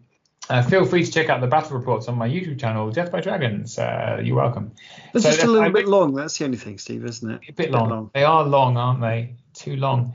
I went to Northern Kings Con, which is not Northern Kings GT, it's Northern Kings Con. So this is their attempt. It was their attempt at a multi games tournament. So it was Firefight and Deadzone and Warpath and even they were talking about Dread Ball and Kings of War singles and Kings of War doubles. And it turned out to be cursed. It was a real cursed tournament. They had 16 dropouts in the weeks before the tournament, which is an extraordinary amount. Wow. Where two gamers had a car crash on the way up the M6 to the tournament. It was that bad. Oh God, hope they were okay. They were okay. The worst casualties were their armies and the car. To be fair, all the cars were totaled, but their armies were also totaled, which was the saddest thing. And then they had the trophies for the tournament melted. They sprayed them with some metallic paint, and for some reason the metallic paint melted the trophies. It was literally cursed. It was awful. The tournament itself was quite fun. So I went and I played Kings of War singles and then Kings of War doubles with my friend Simon. I did significantly better at singles than I did at doubles. It turns out that I've only played. Have you guys ever played doubles? Kings of War doubles? Oh yeah, we have a few times. Yeah. Yeah, I don't like it. I don't like it. What? I don't. Simon is a good player too. He's a nice guy and a good player, isn't he? So my friend Simon's an amazing player, very, very good player, much better than me. My doubles partner mainly is I can't take the pressure of letting down somebody else when you mess up. Because if they're the people I play with tend to be quite competitive, and when I mess up all the time. I kind of start joking and give up, and they don't, and it gets a bit tense. So I just the pressure of it, can't handle that for doubles. Not a fan. We had something similar at the weekend actually, but with Firefight, we played a doubles game, and it was me and my friend Daniel, and he had a few rolls which were pretty disappointing, and there was that sort of he was just so sort of I'm so sorry, he was so apologetic for his bad roll, which is just. But he was very much into it, right? I remember, he played very well, and you were chatting and not paying attention to what's going on and making mistakes. And it was wait a second, no, let's not do this. This is a mistake. It's shit. It's actually trying to. Where did this guy come from? I thought he was a complete beginner and it was an easy game, but actually he is paying attention. Shit. Yeah, I think I played Kings of War to kind of just have fun, and I don't know, for some reason I thrive better on a one-on-one environment. There's lots of people, and I've got a partner that I'm trying not to let down. It affects my enjoyment. So it's the second time I've done doubles, and I was persuaded to do it, and still didn't like it. So I don't think I'll do doubles again. But anyway, it was fine. It's a lot of people. I think we possibly. We faced Defense 6 Dwarves 3 games in a row. And when you've only got crushed one in your army, it's a little bit kind of Sorry, Steve, which armies did you take? So I had Night Stalkers, and my partner Simon had Empire of Dust. So, it's a tough, Defense 6 is tough, isn't it? Yeah, it was tough. And we played okay, but, it was all right. It was fine. I think I enjoyed the singles a bit more. It was a good time. I ended up playing number one player in the world, Tom Robinson, which was the first time I've played him since we played at a speed tournament at Adepticon. And he's just a superbly fantastic player. And I think sometimes when you play players that are exceptional, it can be quite dispiriting. But playing Tom isn't like that. It changes the game. So normally when you play Kings of War, right, you're doing your stuff and you're waiting for your opponent to make a mistake you can capitalize on. He makes 0 mistakes, none whatsoever. Everything is perfect. He just moves instinctually. He's very, very, very, very good. And it makes it a very different game. It's more like chess. You're kind of you're having to work out turns in advance what's going to happen, which of course I could not do. But he did very expertly. But he's just very, very fun, very, very nice and pleasant and really interesting to play. And he's got a great perspective on the game. So I thoroughly enjoyed playing him. So thrilled that I got to play him. And of course he twatted me into the ground and he did the tournament home. But yeah, we had a great time. So that was really fun. And then weekend. It was such a shame that if there was those dropout players had turned up. Last time we went to Northern Kings GT, it's 45 players. It was huge, right? So this time there was a select group, shall we say, and it was really cold, but we still had a good time. It was still nice. I do love those guys, and I'm really hoping somehow I can get back next year. I haven't really planned it, but we'll see. Oh, fantastic! Go on. And a lot of my games. As you know, Steve, I don't play that often, and I don't play often enough to get better. So it's sort of occasionally I can play fairly well in a game and do punch above my weight. So the time Gad came to visit me and I inexplicably beat him three times in a row. That it can somehow magically spike, but very rarely. But yeah, most of my games are exactly what you've described. Is we're both quite shaky on the rules. We're both quite shaky with what we're doing. And it's who is the first one to make a catastrophic mistake that the other person notices is a catastrophic mistake. Because often I think these things go unpunished because we're like, oh, yeah, that's facing the wrong way, but that's just fine. I'll ignore that for now. I'll come back to that later. But yeah, interesting. It was good though. Oh, and I had my most epic moment which you can view on my YouTube channel, which I might have mentioned earlier. It's called anyway. It's not. But my most epic moment in Kings of War ever, which I feel slightly bad about because it was against a newer player who was very new, and he had siege breakers, and I managed to wipe out 2 siege breaker hordes in a single turn with only 2 individuals and 1 monster with one Titan. It was ridiculous. It was just the most beautiful segue of events, which was very enjoyable. So that was really cool. And I had to then not gloat because obviously he was very new. So I was like, oh, I'm really sorry. But inside I was like that. This was awesome. Yeah, so that was good. That sounds quite unlikely, so it must have been awesome. Yeah. Do you want me to tell you how it happened? Because it is a great. I'm going to tell you anyway. I think it's like you can't hold back the sneeze, Steve. You have to just do it. So what happened was, so I was playing Night Stalkers and I had Esanishra, the hero, and she's a flying kind of shade, and she has an enthrall spell. And if she enthralls you into base-to-base contact with her, you're in combat with her. So you have to fight her, right? And then I had a pair of horrors, the little caster characters, one of which had Alchemist Curse and one of which had Host Shadow Beast. Okay, and then his Siegebreaker hordes, he had one which was carrying the Crystal Pendant of Retribution, and the other one was next to it. And so I managed to get him to a position where I put a Terror into one of them. And Terrors are terrible against Siegebreakers because they're only crush 1, and then you've got 12 attacks, right? So not a great use of a Terror. And then Esanishra landed 1 inch in front of the other one, right? And then I Alchemist Cursed. Unhurt Siegebreakers. I Alchemist Cursed them, and I did 5 wounds, a high number of wounds from Alchemist Curse. Then I enthralled the unit into combat with Esanishra.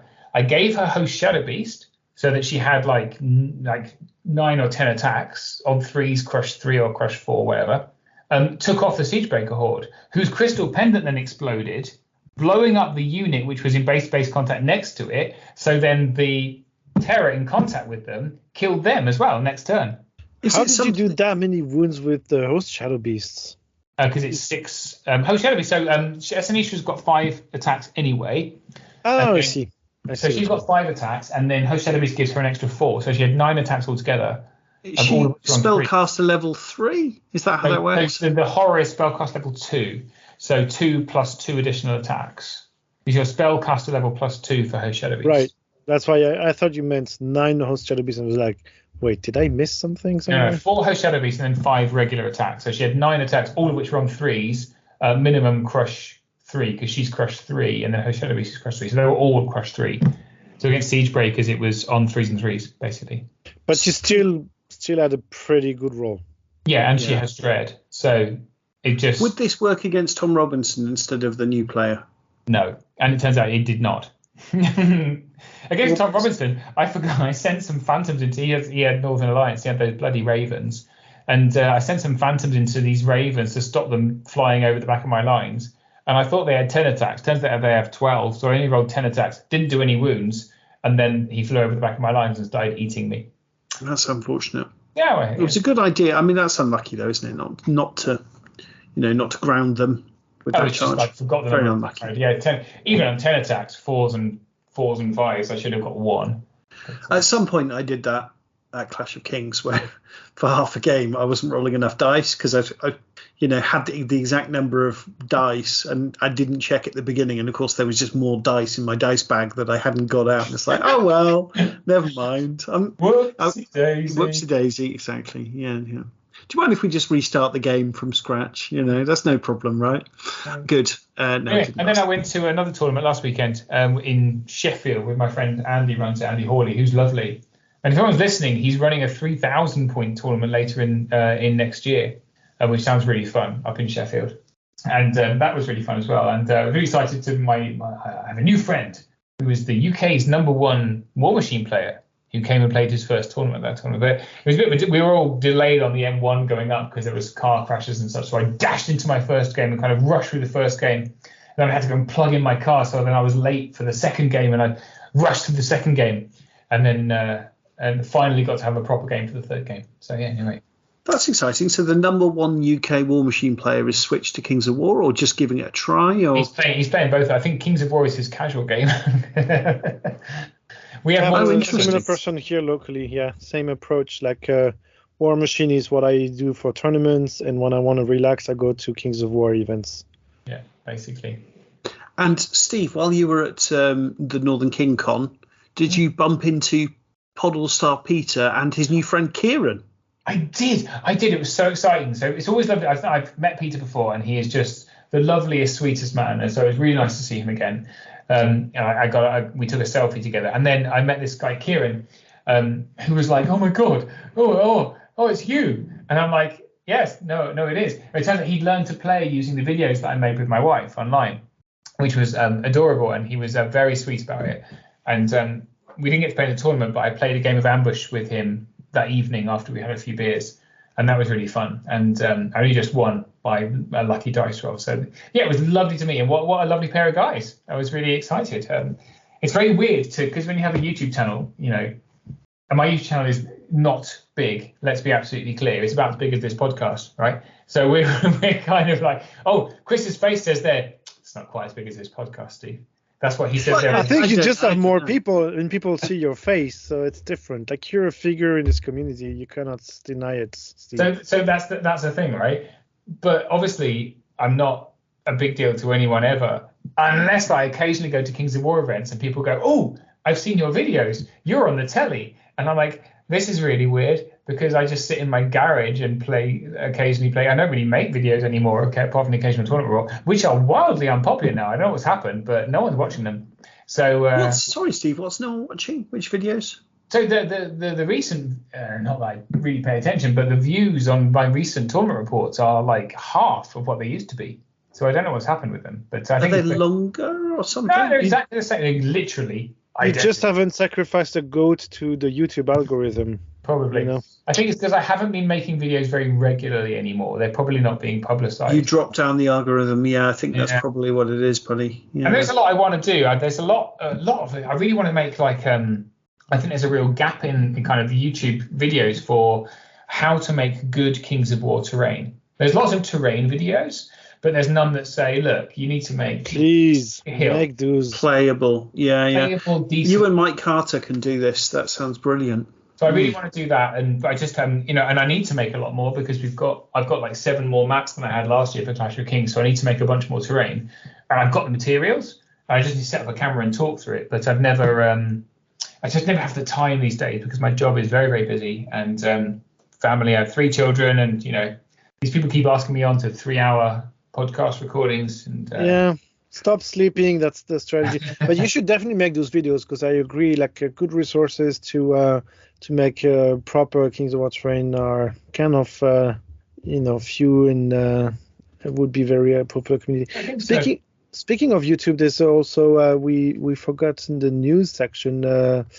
What's his name? Andy from Blackjack Legacy. Oh, Clem, can I take this one? Let me take this one. So it was really exciting. So there was a few weeks back. It was great. He gave us a shout out, Mantic Universe Podcast, on his private Discord channel, and he'd started listening. Thought, oh, this is really exciting. And then so that was a good little boost. Internet famous person is enjoying the pod. And then just literally 2 days later, we found out he's joining Mantic. So I guess that was a little bit of research he was doing. But I think it's really important. I mean, Johnny was a great guy, and I really like Johnny. But I think Andy is bringing so much expertise and experience, and also to a certain extent, let's be honest, a following of people that I'm sure some of them will come to Mantic. I'm sure some of them are already Mantic players. So, I think it's really, really exciting. I think it's just a great, great fit, and hopefully, I think we talked briefly about Firefight and how it desperately needs new players. It's great, and it just needs more people playing. And if you go on YouTube, there's not much there. There's Dreadpath Zone. Tyler does a great job with those videos. But at the moment, he's the only one putting out content, which is every now and again, because of obviously life and all the rest of it, right? So, it's hard. It's hard. Yeah, you're right. You're right. Like we've tried locally, we've shot a couple of them, and then when you try to edit, and it's like, nope, there's nothing you can really, create out of those rushes, and it's just like, we'll try again next time. But also, it is, the hobby is a very visual thing. And so obviously we do a podcast, and a big part of the reason we do a podcast is less editing and all the rest of it, right? Genuinely, that's true. But you do, with some of Steve's brilliant videos, it's very powerful, Yeah, I mean, having the it's a visuals bit too bad that it's a podcast because you guys are completely missing out on my lovely Christmas onesie. But, that's true. It's also easier. I had to Can I mention describe the majesty of Clem in a Christmas onesie? Please stand up, Clem, so I can fully just go, oh, whoa. He's like a giant speckled Christmas baby is what he is. He's covered in Santa. It's white. It's covered in trees and Santa Clauses. I've never seen a more magnificent Frenchman in my life, I tell you what. It's a family tradition. But on Blackjack Legacy joining Mantic, I think one of his big attractions is he's such a lovely man. He's like so nobody could be offended by him because he's just a very, very nice person. That's his whole like USP, right? He's so I met him at Open Day, and he's just a very nice, personable guy. He's got a very interesting voice. I really hope that he does well at doing videos for Mantic. I wonder because his typical type of video is his like hobby with me, or he talks for 3 hours or 2 hours and people interact with him. And I'm not sure that's kind of that's what Mantic would need from him. So I'm kind of interested in what he's going to do with them, whether he's just going to use his studio, whether he's going to do more of those kind of like hobby engagement type videos. It would be interesting to see, wouldn't it, what he brings. Very much so. Yeah, I mean, I agree. Having someone that is paid to do it full time I think is great because hopefully we'll get good content out of it. And the way I see it, more content begets even more content. Because now it's like the algorithm, or it's hard to find good stuff. But if you have some creators that put out a lot more stuff, you can encourage others to follow and also publish more. So yeah, I'm excited to see what impact it has also on the rest of the YouTubers community. And Steve, are you working on an army at the moment? Oh well, list wise, yes. So I painted Night Stalkers and I've taken them to 2 events and I've rewritten my list for the 53rd time, and I do need to buy some more miniatures to paint to make that new list work. But as I am very easily distracted, I've immediately moved to another list as part of the Fast MUP challenge, and I've ordered and bought already the miniatures. I'm just waiting for them to arrive at the shop so I can go and pick them up. In fact, I'm hoping they'll arrive by Friday, so driving home from where I am now, I can pick them up on the way and start working on them. Perfect. And I think I did have a quick look at your list. So, dear listener, all the lists are shared on the Mantic Companion, as we've got the word, Fast MUP in the title, so that they should be easy to find under 750 points. Yeah, I realized later you cannot search all of the armies by keywords or name or something. Oh, can you not? No, but at least you can filter them, right? Like you can filter 750. I think it would be interesting if we get from the companion some search on all of the names or something like this. Yeah. And also, I don't think you can see all of the armies from all factions at a point level. Maybe you can, I don't remember. Anyway, I thought you could just have the Fast MUP in the name and we'll all search and find them all. Doesn't work. And sorry, Steve, it's been a while since I checked, but I think your list was just tons and tons of troops of fanatics or something like that, wasn't it? Pretty much, yeah. So it's based on it's based on a 2300 list that I wrote, and I then realised I'm not going to use because my next couple of tournaments in 1995. But basically, I just like Kingdoms of Men fanatics. I think they're really fun, and I thought I could use Northern Alliance clansmen as fanatic with the Huskell upgrade because they're two-handers, and take off their silly third hood heads and just add helmeted heads and paint them different, and then use Basileans to be spearmen, like ensnaring spearmen. What are they called? The Kings. I'm going to Google them. I've got it open already. That's how obsessed I am with this list. Spear phalanx. Some Basilean spear phalanx with some Northern Alliance fanatics behind them, and then all my other stuff can be 3D prints or whatever. And I've got a dragon that I painted ages ago to be my monarch, because in the Kings of Men you can have a monarch who gives the Sceptre of Vigor to give Vicious to Berserkers. So that all my fanatics will be Vicious, which I think is really fun. They're not as good as anyone else's Berserkers because they're Kingdoms of Men, of course. They only got 15 attacks, but if we give one of them Sharpness, one of them Strength, and one of them Blessing of the Gods, I've got 15 attacks on 2s, Crush 1 with the Bane Chant and Vicious. Sounds fun, right? Does. Yeah, absolutely it does. Yeah, fantastic. So as always, dear listener, we're pushed for time, so we better sort of move things forward a little bit. Nope. You're trying to escape, but I did. It's a nice try, Chris. So that will get you 5 more minutes of it. I'm Scott, aka Palette of War.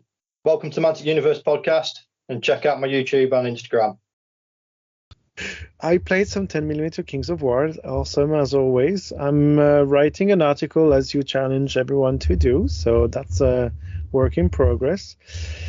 And following the local demand for it, I'm organizing a tournament in Berlin on the 24th of February. It's a 2,000 point, 3 games, 1 day, 10mm Kings of War tournament. And so come and join us. That's the thing. And I'm about to also start a 4th 10mm army because I love having them in both scales. And that was a nice try, but try again, my friend. And what was brilliant was there was a horrible there was a sting in the tail. Clem was contacted by a new Kings of War player I think he reached out to you on the Discord, I think. Yes, and said, hey, I'm a new Kings of War player in the Frankfurt area. So Clem referred him to me. No, he said, oh, I'm interested. I'm a beginner with Kings of War because Mantic is not doing too great in Germany. We'll talk about it in a different MUP short at some point, I think. But anyway, so a new player, and I saw my announcement for a tournament in Berlin, and he's like, oh, yeah, I'd love to come, but I'm a bit far. So, oh, where are you? I'm in Frankfurt. You mean Frankfurt? I'm Oder, so there's a tiny town not far from Berlin, an hour away from Berlin. So Frankfurt, I'm Oder. I said, no, Frankfurt. So when I come and visit in Berlin and people say, where are you from? I'm from Frankfurt. So they all think it's this weird little town on the Polish border or something like this. I think it's a different size entirely. So even in Berlin, if you say you're from Frankfurt, people understand I'm mine. It was kind of a joke for me because I thought, it can't be that he wants to join from that far as Frankfurt am mine, right? And so, I teased you a little bit, and I hope he actually starts playing with you locally. That would be pretty good. I hope he's listening to this pod right now, to be quite honest. Yes, so he is making a 32 or 28mm Night Stalkers army. So he's doing it. He's asked some questions. Obviously he got in touch, but he's recently had him and his wife or partner have had a baby. So he's doing the army when he can. We'll see how we go. Because I reached out to me and he said, yeah, can we play in a couple of months? And I was like, oh, come on, buddy, I've got let's just play a game of Ambush right now, kind of thing. He was like, well, I can't quite do it right now, but he's super close to me. He's very close to where my old office was, which is, if there's no traffic, it's like not even 20 minutes drive away. So yeah, it's a good location. So that was thanks, Clem. That was a handy tip. That's so great. No, I mean, for me, all that says is I should publish about our gaming days more openly, because we do have them sort of regularly, but usually it's kind of a local thing. Like I don't even post on. You kind of have to be in the know that it's happening, right? Yeah. And I think we would just grow the community even more if those were a bit more out in the open, and it would be even better for us also to have visitors come and play. Yeah, I think we will make a vast map on it, but it seems to me, as far as I can see, Berlin seems to be the only Mantic area in the country that's actually growing, to be honest. Yeah, I've looked a bit into it. I think there are other areas, but it's similar to what we've been doing so far. It's like kind of closed up groups, and if you're not already in the know, it's pretty hard to join. And I mean, we've talked about the Deadzone group around Claudio in Regensburg, right? They are pretty active as well, and they do put their events out in public. Yeah. But still, it's far in between. Yeah. I'm sure I mentioned this on the pod a really long time ago, but through a friend, when I got into King's War, and I mentioned it to him, trying to get him in, And he said, well, I'm not interested in starting a new miniatures game, but I know there is a group in Wiesbaden, which is just down the road from me. So he got in touch with them, but they don't advertise or anything. There's no way of knowing this group exists. So because he knows one of the guys, so he just messaged him and said, hey, there's a new guy interested in playing Kings of War. And they replied back with a very unfriendly, we're only playing 2nd edition. We're not going to play 3rd edition. And we're not interested in having new players. Great. Thanks, guys. And that was before they even that's your reputation. They knew you, right? Exactly. It's sort of like not interested, not even objectively, Yes, exactly. So that was not exactly welcoming, but there you go. Such is life. So I think, guys, we have a Pannilore today, right? But no, are we? Anything left to say of Kings of War before we move on? I want to moan again about. So I've been moaning previously about all the stores in my region have closed down. Do you remember from last time? Yeah, that is very unfortunate, though. I found another store nearby, and I went to find it, and it's still open. Yay! But it's very, very, very tiny. It only has 4 tables. But they are open on a weekend, and they have people to come and play on a weekend. So I was like, yay, I have a new place to play. That's great. So I was really excited about that. So we're going to do that. And then someone else added me to a group chat about Kings of War, and I was really excited, but they only want to talk about the old world. So that was very. I think I just keep, every time I meet new players who might be kind of Kings of War curious, like bi-curious, but Kings of War curious, they're actually the old world curious, and then they're not interested in Kings of War. It's so frustrating for me at the moment because GW geniuses as they are, I've really taken the knees out of Kings of War as a developing interested player base because they've got this promise of the promised land. They do, Steve, but the promise is they've got to deliver something very, very soon. And I think the thing they're going to deliver is going to be phenomenally underwhelming. I think it's going to be extremely disappointing. I think GW are doing the absolute minimum they can possibly get away with in terms of new stuff, in terms of content. And honestly, I think of course, yes, a lot of people are going to spend money on this. And I think a lot of those people are going to regret doing it. I think this is going to burn a lot of people. And in the long run, I don't think GW can't keep pulling this card. You can only do it so many times. They've been dangling almost nothing in front of people for 5 years, on this promise.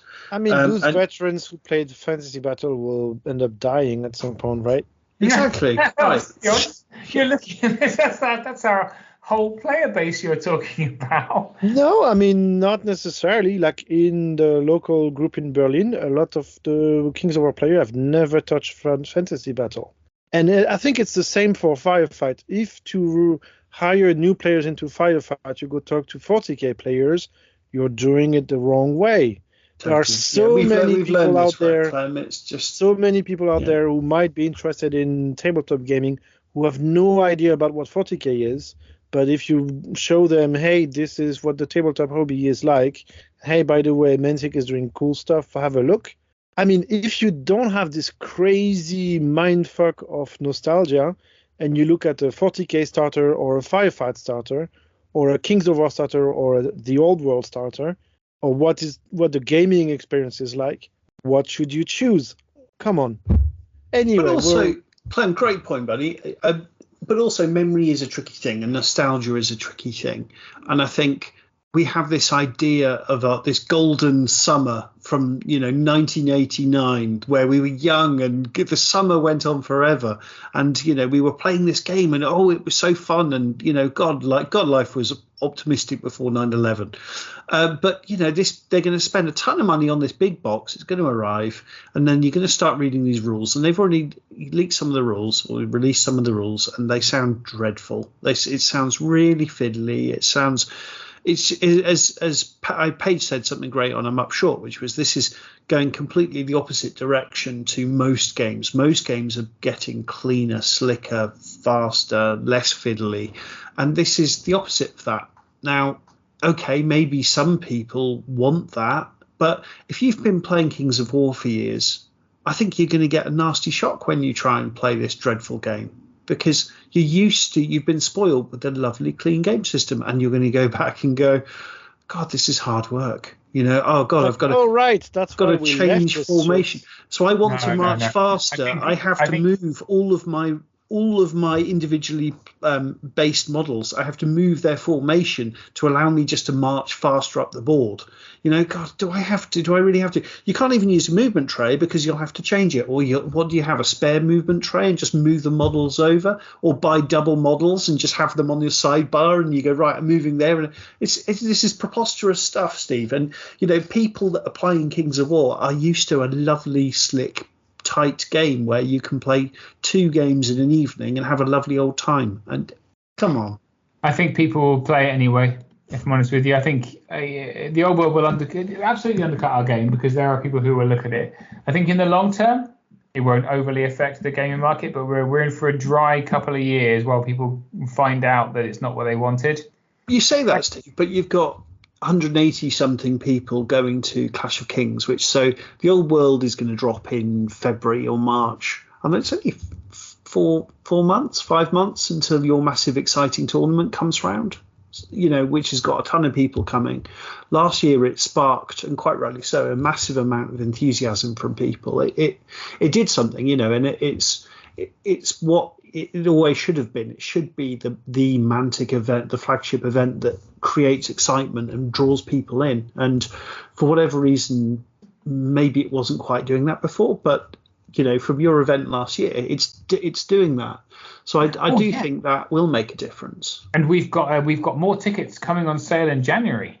Oh, exciting! EBC. So we've managed to expand the world. We're just kind of finalising some details, and there'll be some communication coming out. But we should be getting some more tickets. We should be able to hit, fingers crossed, touch wood. We should be able to hit 200 this year, hopefully. Oh, okay. So this isn't people who've asked for refunds. This is you've expanded the capacity. There's been a couple of refunds. There's 3 or 4, I think 4 refunds so far, including some XL goodie bags. A couple of XL goodie bags have been refunded. Oh, could I please put my name down for an XL goodie bag then? Because they were all sold out by the time I got there. If you're quick enough, young man. And when it comes to what are you trying to imply? So come January, there'll be a resale. And then when you say you're quick tickets. enough, is it enough me just saying it to you on the pod, or no? is Because there now more everyone's listening. admin? Well, how come Chris just gets an XL goodie bag because he's Chris? I don't know. If someone wants to start their own podcast and make 32 you guys should episodes, have seen Chris's face 10 seconds ago. Like, If you'd asked me disappointment offline, of 9-year-old before Christmas. I would have immediately said yes if you'd asked me offline. But since you've asked me while we're recording, no. Only people. Fred, edit this out.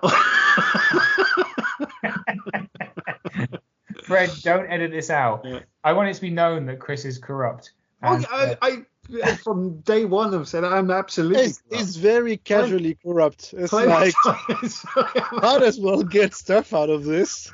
You know, why not? Since when did we get 11% off what Games Mats EU? Is it? Exactly, Steve. Exactly. There you go. Yeah, exactly. It's I don't say corruption because they make good products, but I mean it's, you know. Clem said it, you know. I'm just if I could get some stuff along the way, I'd cheerfully, you know, why not scoop it up? You know, I was going to say message me. I meant massage. No, message me. Don't massage me. Please don't massage me. Yeah, I'll talk to you in a minute. So what's that? £60. What's 10%? 11% off £60. What's that? Well, 10% is £6. That's good maths. Yes. And then £6 and a bit. What do you think? 20p? I'm going to check if this code works. What's the code? MUP 11. MUP 11, I think, isn't it? For Game Mat.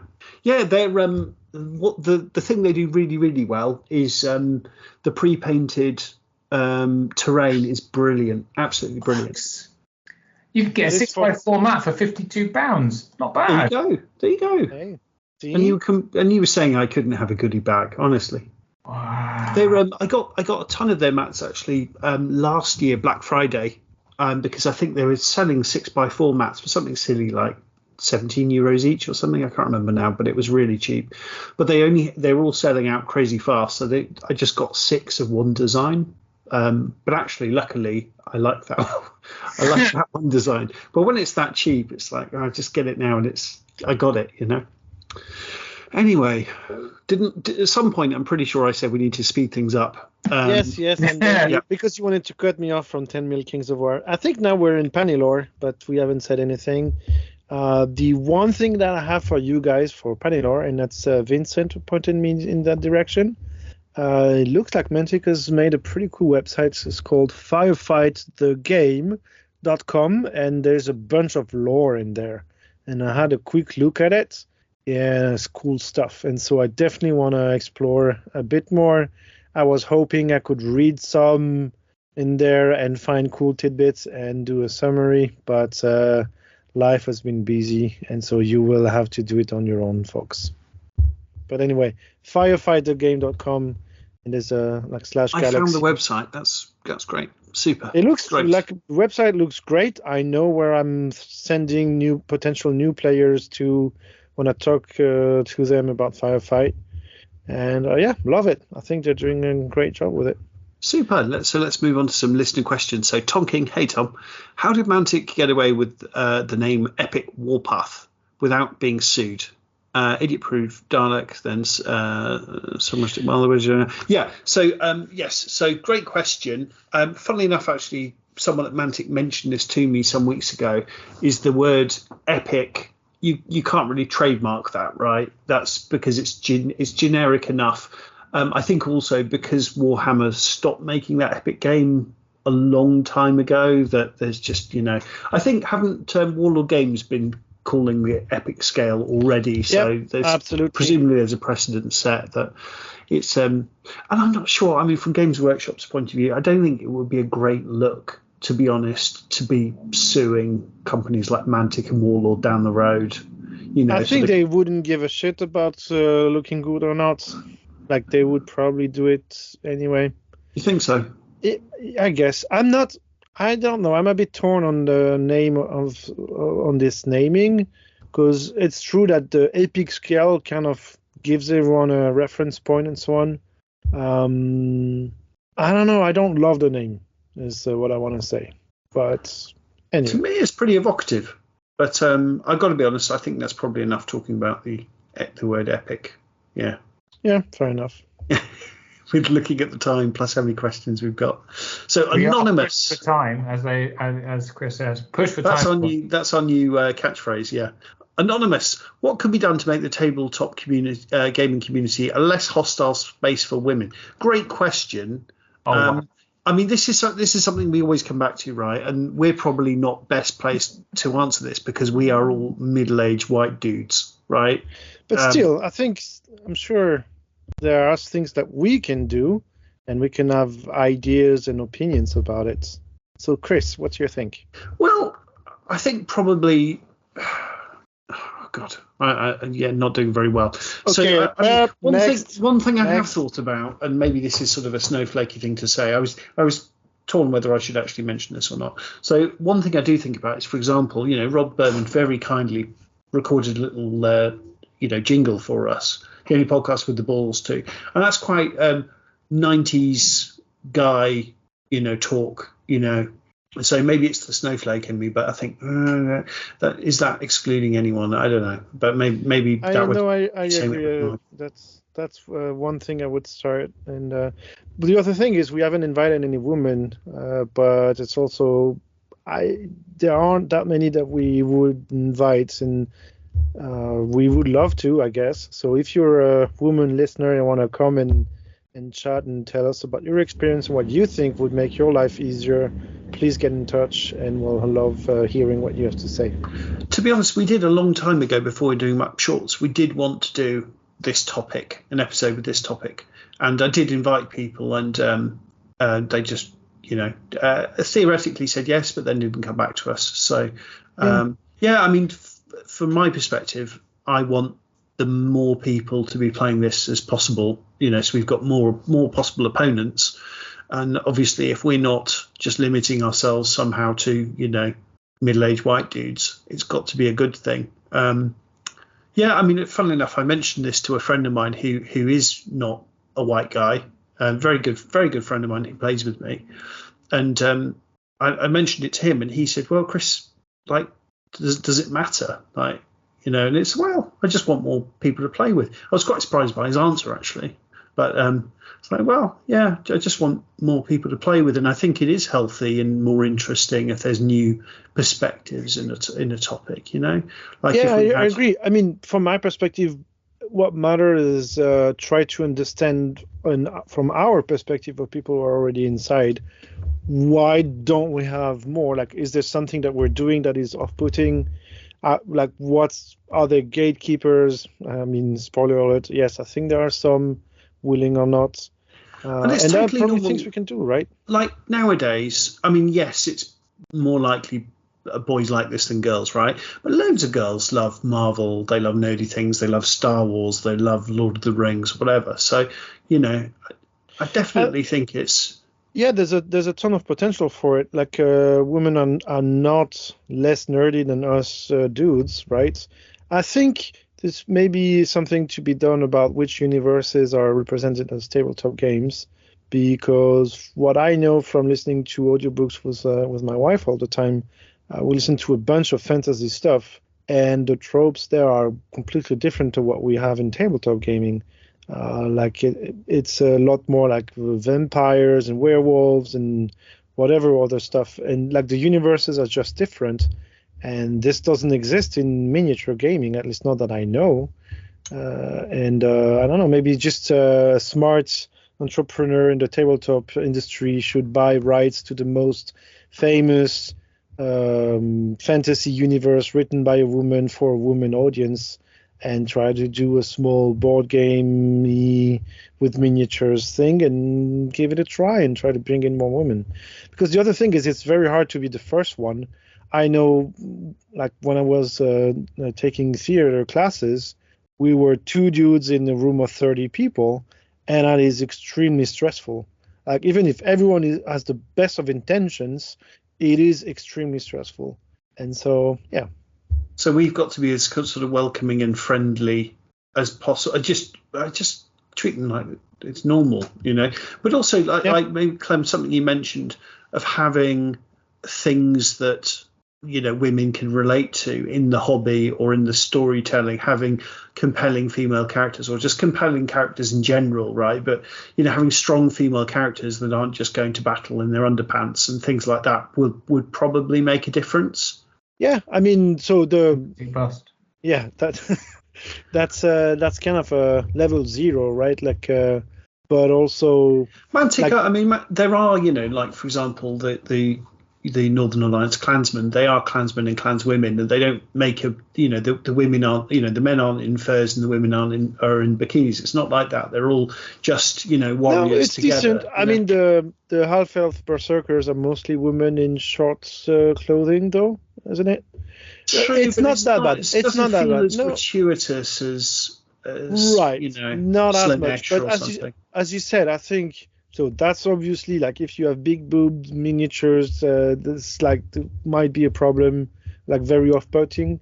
But on top of this, you kind of need to have something that also speaks to other audiences. And again, it's not saying that women can't love like the Tolkien-inspired fantasy that we're using. My wife is a huge Tolkien nerd, for example. But there is something else. I don't know. That just doesn't do it. Steve, what do you think? So I think there's a number of elements to it. One is that an all middle-aged male gaming environment is a very intimidating place to walk into. Also, let's be honest, probably not very appealing. Let's be honest. No, a bunch of smelly men with, with our level of social skills is probably not great. And I was talking to my daughter who played a couple of games of King's War. She likes it. I said, "Oh, you should come to a tournament." And she said, "You're joking. I'm not going to go to play with a bunch of middle-aged men." And I was like, fair enough. And I think, that it's that times 1,000. There's that. Then Steve, you made a great point, is actually the kind of people that stereotypically play tabletop games, they're not that well socially adjusted. And it's a stereotype, but if you're a lady walking into a room of 40 middle-aged men who are awkward themselves at the best of times, and there's going to be a weird. Likely you'll feel uncomfortable, right? No one intends it, but Maybe. I think it's a largely male environment. You know, however weird we all are, everyone's weird these days. I think a largely male environment is difficult for a woman to walk into. There's that. I think there's the fact that we have a society where the idea of playing a game of war is a very male concept, and we've all been raised in that society. So the very fabric of our society is not created whereby the idea of warring is something that girls have been brought up into, and that's a barrier to entry. I mean, our game is called Kings of War, right? The very title of the game has a male archetype in it. It's not Queens of War. It's not Empires of Battle. It's Kings. All us kings together, right? So there's a number of significant barriers to entry. That's a really good point, Steve. I hadn't thought of that. Well, 2020 hindsight, it's 10 years, 15, 20 years old now. So I think we are where we are. When I take my wife, you know, is the most wonderful person, would do anything for me. And she made a bunch of videos with me. She's just not interested in it. It's not her thing. You know, she likes murder mystery games.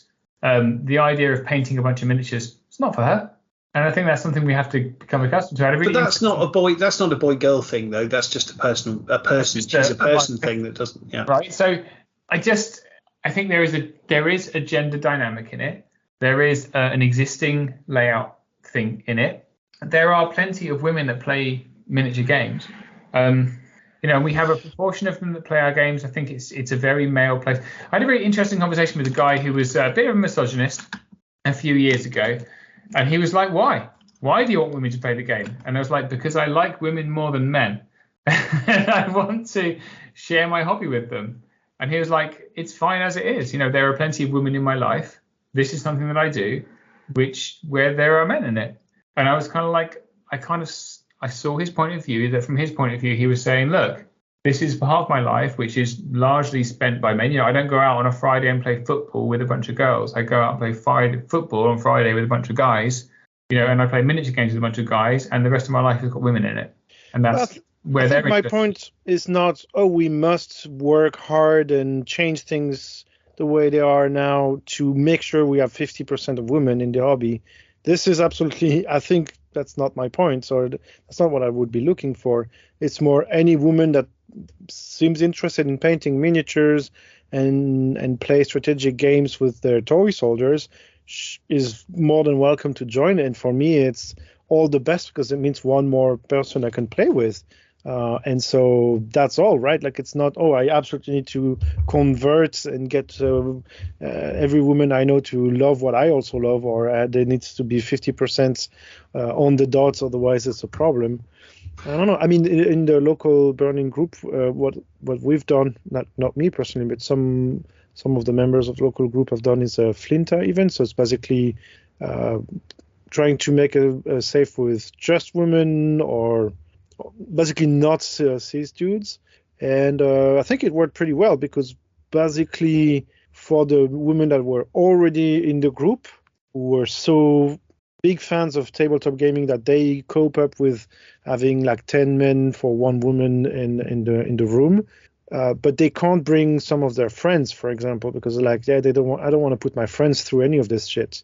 But if you make an event where it's women only, then it's a bit safer, or a bit less stressful to bring their non-already gaming friends, women friends. And they can focus on the positive bits that exactly, and then they can present it the way they like and what they want to do. Anyway, so Glenn, that's a great point. So from Mantic's perspective, maybe there could be a volunteer position, which is, you know, inclusivity officer or something, who might be, you know, a lady that plays Mantic Games or whatever, and someone who could, you know, do these kinds of events or foster this kind of sub community of, let's be honest, quite a niche small community.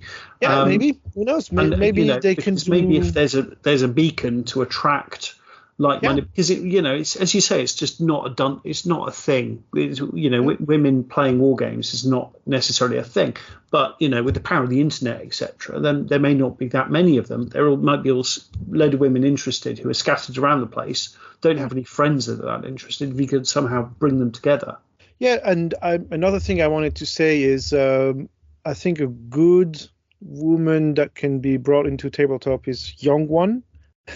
Because I think when you're maybe 10 or something, you're maybe a bit less socialized or not yet fully socialized, or only do boys stuff or girl stuff. And so I think if you have also club and activities oriented toward kids, it's a lot easier to have it work for both boys and girls. And so, for example, if Mantic were to support, school clubs with, hey, here's a Dungeon Saga box or 5 of them or whatever, and if there's a teacher somewhere that is motivated to, as himself or herself, a tabletop gamer, do a creative workshop, and hey, let's paint miniatures and let's play games.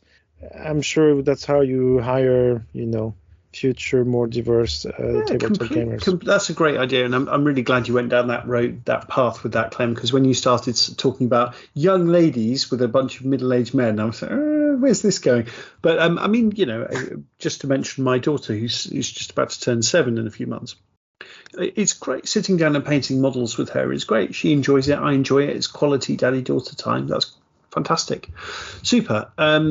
So I think to summarise that, because I think we've got to move things along. But obviously, it's a question that isn't going away. It's a very important question, and I think it's very difficult, right? It's a very hard topic, and I suspect the Mantic community is very, very nice and friendly, but I suspect if you start pushing this, the small minority who don't like this idea, the people that think, no, this is my time, my sacred time with the guys kind of thing, and I want it to stay that way. There may be a little bit of pushback as well. So, but anyway, any final thoughts, guys, before we leave that topic behind? No. I think we'll just support whatever initiative comes in that direction, and I think we can just make it very clear that we support this. And one thing I wanted to check, but I don't want to put you on the spot, Steve. Like in the code of conduct or like the tournament pack and like the event pack, maybe there are some signals or some stuff you can add to make it clear that it sounds stupid to say, but like women are welcome, or like we're not a bunch of machos, or I don't know how you phrase it properly, but kind of give some reassurances and act on it. I know from the like the tech world, for example, a lot of tech conferences had a bunch of issues with harassment and stuff like this, and then they sat down and wrote good code of conducts and put in place tons of measures to make sure that this does not happen. I'm not sure we've had that issue in tabletop yet, but anything we can, like preventive measures we can have, I'm sure are a good idea. I think we're relatively lucky in the Kings of War space in that that kind of behaviour doesn't happen. And certainly the women that came to Clash of Kings last year only spoke in positive terms about how they were treated and how they enjoyed it and are planning to come back. And certainly from the ticket sales, it seems that we have more women coming for next year than we had last year. So that's a great sign, Steve. I mean, it is what it is. I think as you get bigger, you get more representation. It's still a colossally male environment, and that's just wargaming. We definitely foster an environment of inclusivity. We want to, and if there was any suggestion that anyone was not acting in an inclusive fashion, I would immediately exclude them permanently. So I'm not worried about it, and it's true. But the thing is, well, I'm not the main target anyway, and I've been there, and I know you as a person, and I know it's a safe environment. What I'm saying is, even if words are free, sometimes it's good to have them out there as well. But anyway, I think we can move on to the next topic, guys. Super. So Rob Berman, hey Rob, is asking, my question is, with The Walking Dead All Out War making a comeback from Mantic, what other game would you like to see making a comeback or a new edition for 24-25? I mean, obviously I'm gonna give the suck up answer and say, of course, Overdrive demands a new version. But I mean, to be honest, at the moment, I mean, I think there's likely to be, I think definitely Vanguard is coming back. And actually, I think I've changed my mind on this. Is rather than wanting Kings of War Champions, as we were calling it, I'd be quite happy now because I feel like I've got Ambush, I've got Deadzone. I'd rather actually have Vanguard with more kind of campaign-based things. So Vanguard, give me Vanguard with somehow less tokens. I don't want to have, arcs for individual models. Maybe get rid of that. But just give us a campaign-based game that you have your war band. You can play a little campaign in the weekend or something, or play with your friends on an ongoing basis. And maybe someone loses a leg. I've flipped the other way, Clem. I've gone. Give us a crunchy game. That's interesting. I think so. Obviously, Vanguard has a vote from me, and I thought more about it too. And I think for me the most important part is I want it on a 2x2. And I think it is cool to explore other game mechanics as well, as you mentioned, like maybe more campaign stuff and so on. But I think having something you could play pretty easily on a 2x2, like a Deadzone size table, that really fits very easily anywhere. I think this would be pretty cool. Yep. And Steve only plays Kings of War, so yeah, what are you going to do? No need for. I'd like a return of Kings of War, please, if that's okay. This is the only podcast with the balls to do all the games. Right. The glorious return. Hey, when are we expecting 4th edition? Do we know? 2 years? We A don't. year? This is not something we can answer. Good. Okay, and then just I think Ronnie talked about it, right? When the compendium was published, did he not mention this book would be good for 3 or 4 years? I guess they can adjust their plans, because Mantic is definitely a company that adjusts their plans. But I think there's also a whole topic in itself. Like, right now, it doesn't mean to have the 4th edition. It doesn't. As I was going to say, actually, at the moment, it doesn't. The game's in a pretty good spot. It doesn't feel like it needs a new edition, right? So anyway, let's move on. Danny Graves. Hey, Danny. I don't want to ask a question, but I don't want you to answer questions. All I want for Christmas is for you guys to come up with a Pannilore-based Christmas song and to sing it to us. Well, I tell you what, Danny, probably we won't do that, but maybe, Clem, we just think up some clever quote unquote lyrics and just see if we could manage like a jingle or something.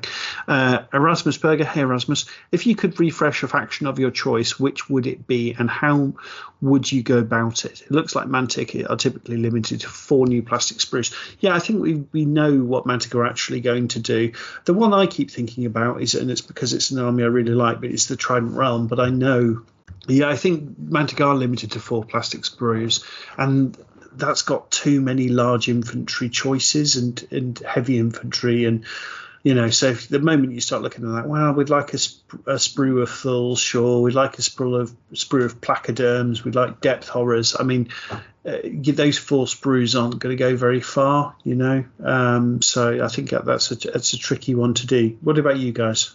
For me, I think what they're missing at the moment is a good human faction.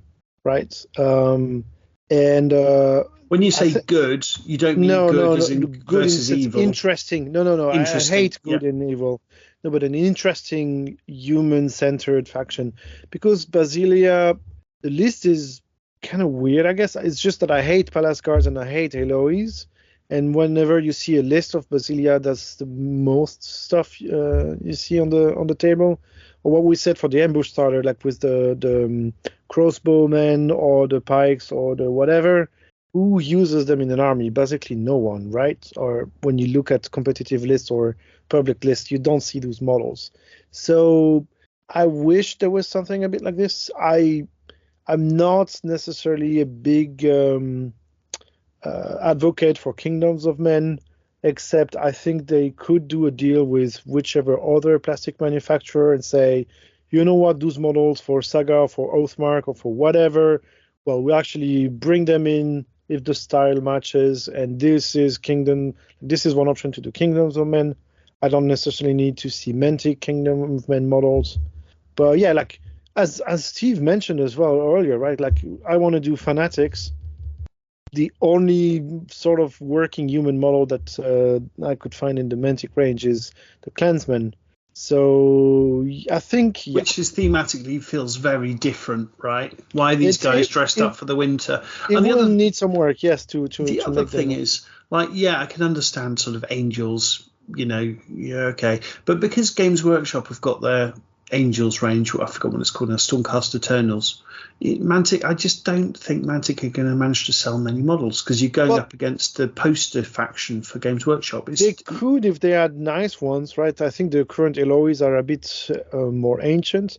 I think my main concern with the Basilian list as it is now is it does not support you taking big blobs of infantry and having what I would actually think of as a Basilian army. Like when you read the lore books, when you imagine, okay, Basilia is going to war, what do they take? They don't take 3 hordes of Eloys, right? This is just stupid. And so maybe the Eloys should be a bit more unique and be more like, because they have a rule already, like, right, if you are engaged, you get elite or something, right? If you're a human and engaged, what's it called? Divine Fervor? Steve, help me with the rules here. We've lost Steve. Sorry, I was too busy writing a Mantic Christmas song. Oh, nice. No, but so the Eloys, they give a rule to humans when they're engaged in the same battle, right? Yeah, maybe. Divine Favor or something like this? Divine Fervor. They give elite. Is it elite? I guess. Whatever. What I'm saying is I want to see less Eloys and more actual humans. And so the faction I would redo is probably Basilia, like some good flagship. This is what Pannilore looks like.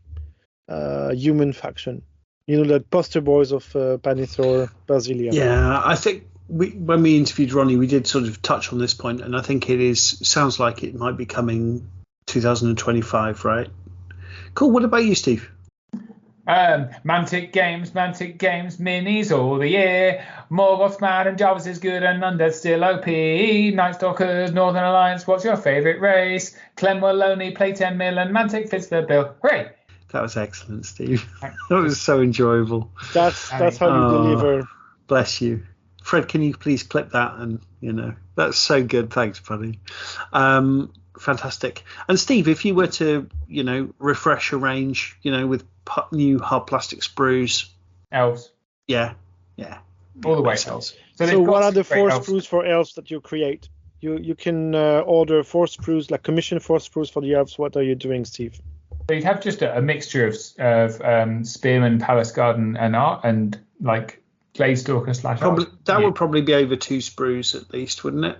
You'd have a couple of sprues, and there'd be either Palace Guard, Spearman, all the infantry choices, or Archers / Gladestalkers. Right? It's an absolute clear. Lots of people like playing elves. They're extremely OP faction. They're really popular.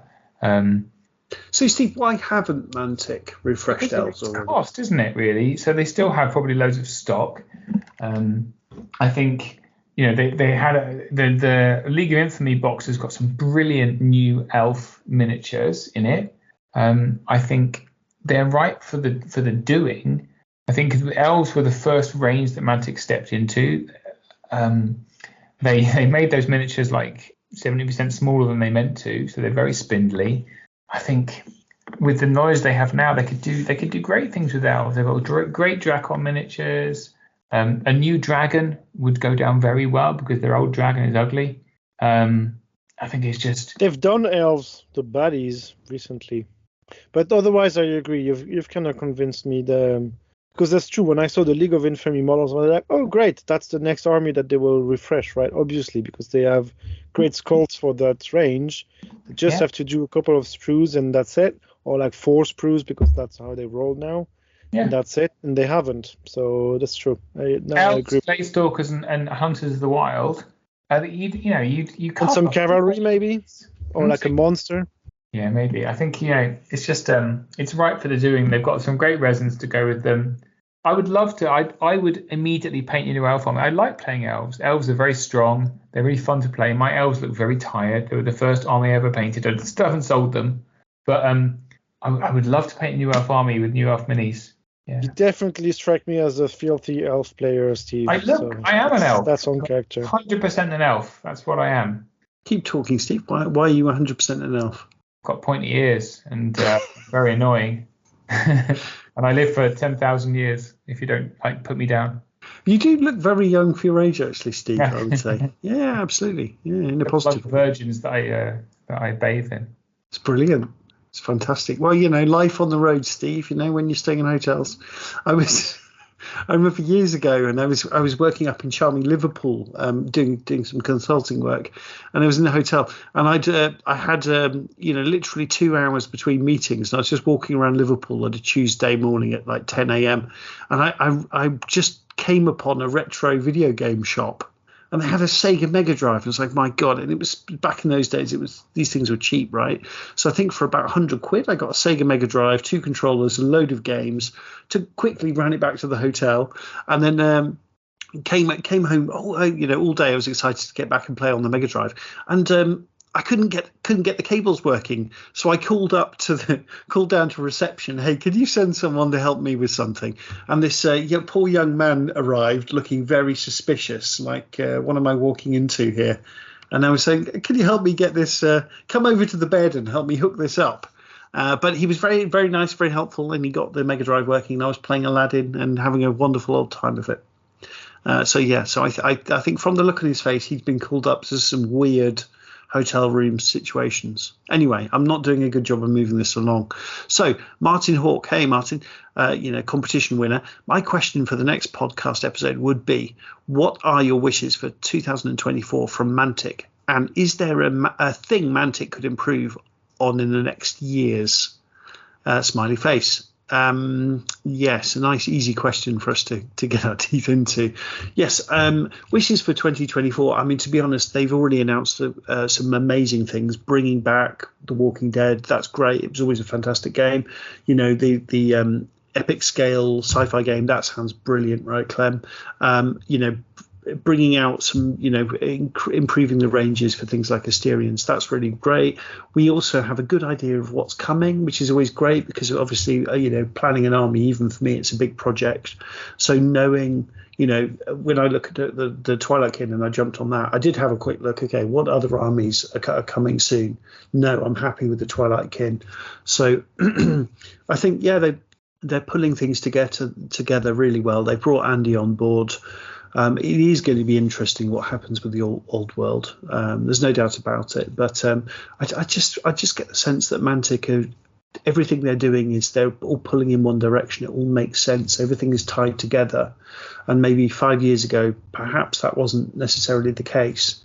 So, I think it's 2023, I think, was a great year for Mantic. I think 2024 is going to be even better. Clem and Steve. Yeah, I agree. I think keep building up on what they've been doing because they've been nailing it lately. Like the Vault was a great addition. Dungeon Saga Origins I really like as well. The quality of the sprues that they've been putting out is just mind-blowing. And so I definitely want them to keep putting out more of those sprues out. It's awesome that they have 4 sprues per release now. Maybe they could do some more on top of it, or like have a major release and a minor release, like release 1 more sprue, 1 more hero, whatever, for another army. But just they need more manpower, I suppose, to get this stuff done. And more cash, to be honest. More cash, yeah, but that all comes hand in hand, right? Like it's if business is going well because they do good stuff, it funds the next expenses. And so I hope they've been doing okay and it can fund even more stuff in the future. Obviously, I don't want them to overextend and put out too much stuff of lower quality. But I think, they're on a good way to keep growing. And I think they need to put out more content and support the community. They're doing it okay already, but there's a reason why we started this podcast as well, because there weren't any really what we wanted to hear. And I think there are also tons more formula for podcasts and videos and written content on blogs and so on, just to make the communities for their games richer and richer, and I think they can support that. And them hiring Andy, I think, is 100% going in that direction, so that makes me happy. And so my wishes for 24 is I want to see the epic game and go crazy on it, and I want to see what they do for Forces of the Abyss, and I'm eager to also see what the next armies are. So Steve. So what's my hope for Mantic for 24? Gosh, I hope that their recruitment kind of gives us a bunch of people that can really support the community and grow the community. I hope the new minis are super, super good. I think, I'm really looking forward to the Twilight King releases. I really hope that people get behind those. At the moment, Mantic-wise, I'm really, because I'm very selfish, I'm mainly focused on Clash of Kings and, the tournament and making sure that it's a great tournament and that we're fully supported and it goes really well. I think, that it's a key year for Kings of War this year because the old world is coming and it's going to have a massive effect on the world of ranks and flanks. And I think seeing how we can grow the scene and develop kind of the international Kings of War communities is a really important part of that. So I don't really have any specific wishes. I'm a very easygoing guy. I don't try to predict the future. I just kind of want to see. Unless someone tries to give him a free bust. It has to be a bust, guys. That's what I hope from Mantic, is they give us some busts which is actually a head and shoulders of a man. If you're going to call something a bust, all right, Mantic?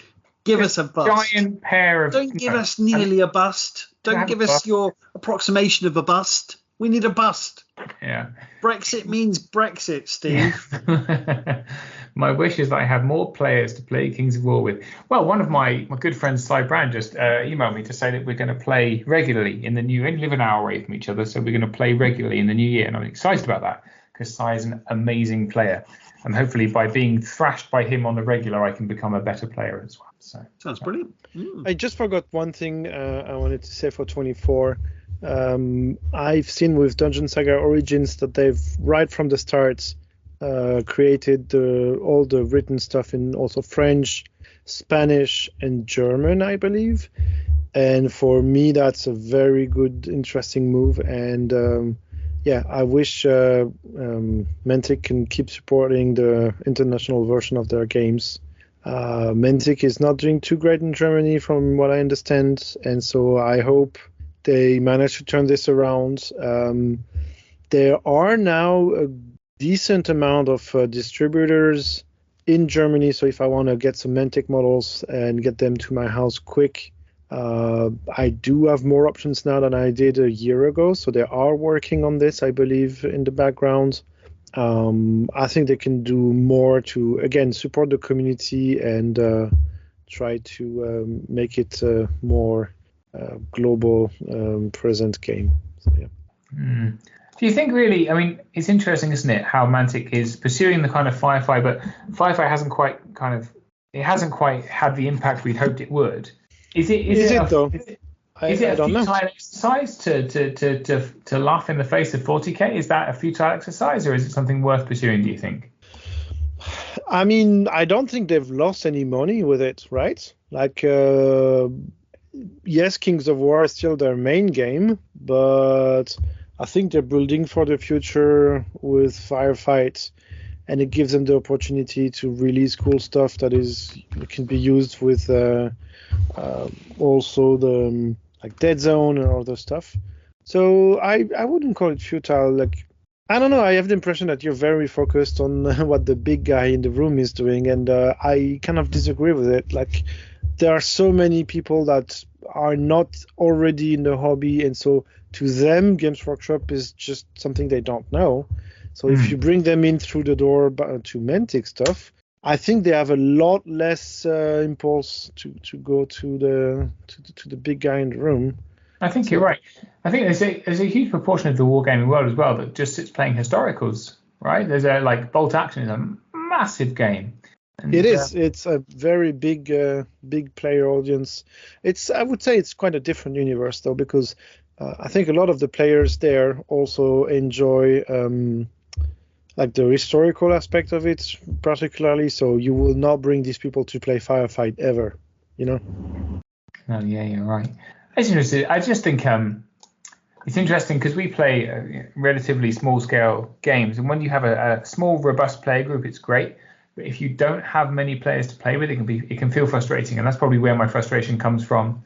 Is that where I go to play games, I see people relatively easily picking up a game of 40k anytime they want.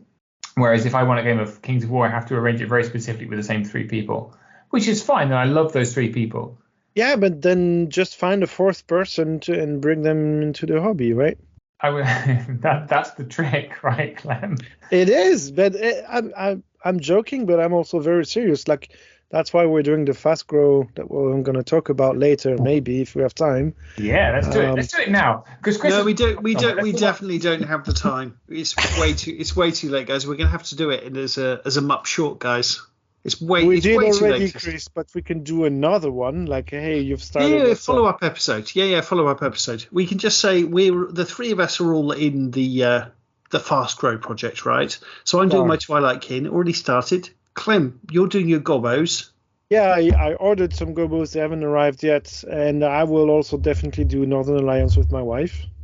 Oh, perfect. This is great. So let's just do this, but do it quickly. That's fantastic, Clem. So what have you ordered for your goblin? I guess the ambush boxes, right? They are so good. Yeah. So that's the I've basically followed up on the plan that I described in the MUP short. So I've ordered 2 ambush boxes and a Sorry, trombone. Clem, just for a second. I think Mark's joined us. Oh, Mark, so happy you're here, buddy. Hey, how's it going, guys? Yeah, really good, really good. We're just talking about our topic of the month. We're going to do it fairly quickly, but because you're here, let's do it. So we're just talking about the MUP Fast Grow. So Clem's talking about his goblins. There you go. Well, continue, Clem. I'm not here to interrupt. So that's all right. So yeah, it's just I haven't received them yet, but got a couple of ambush boxes, and then fun thing happened. A German store was having a sale with, I think, 25% off. I'm a sucker for a good sale, so I ordered the new 2-player starter set, splitting it with a local player who was also getting started. So I'm getting Twilight Kin from it. And because I thought, Mantic hasn't shipped my 2 ambush boxes yet, I will get 2 more goblin ambush boxes so that I'm sure I will get them soon. And so now I have 4 goblin ambush boxes on the way.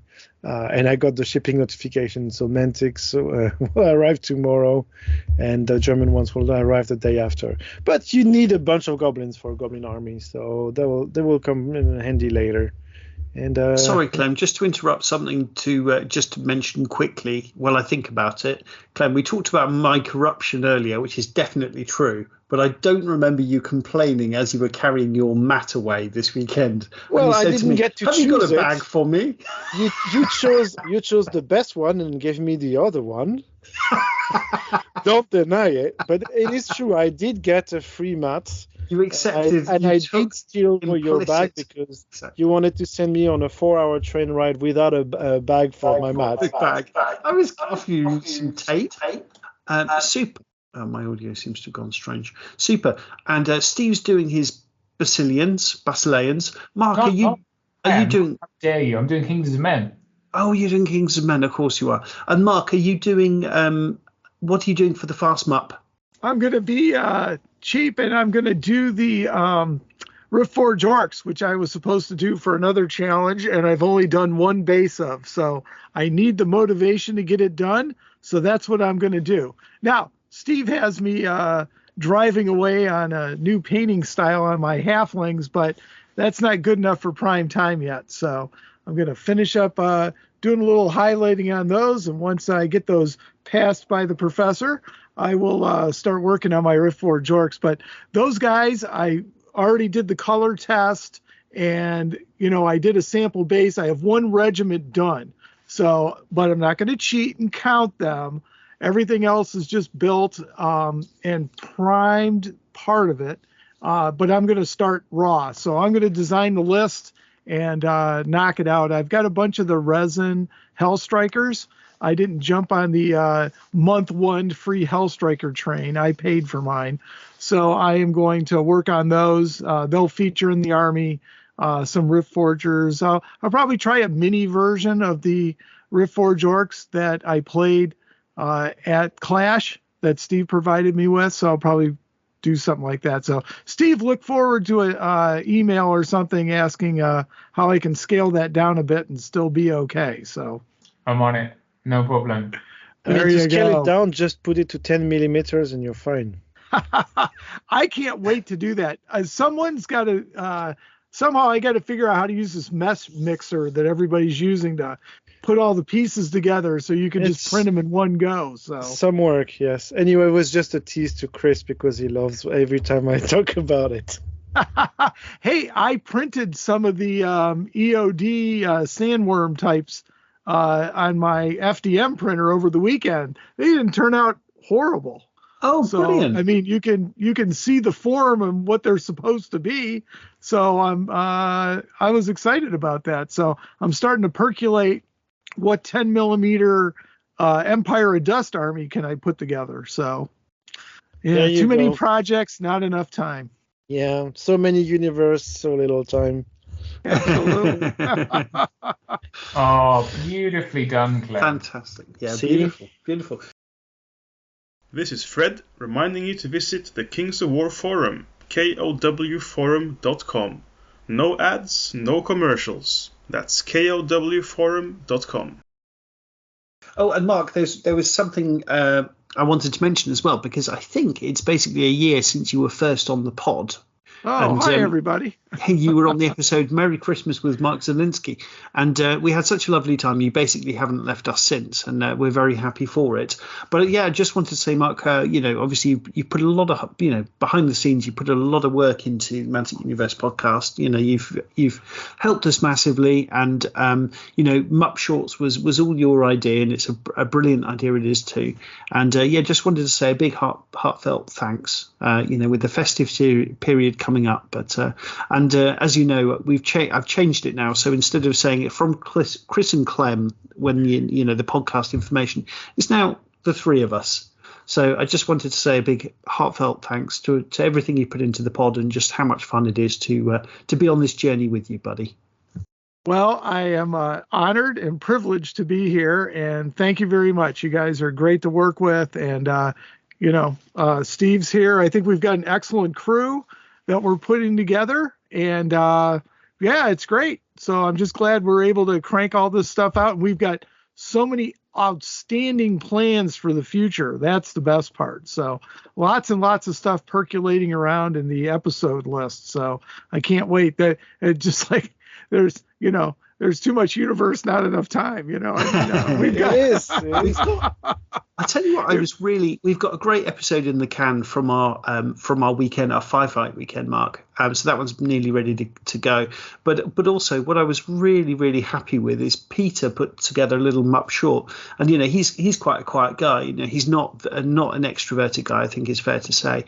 And he just had a quick chat with Kieran, a very nice guy that they met at the Northern. I was going to say Northern Alliance. That's not right.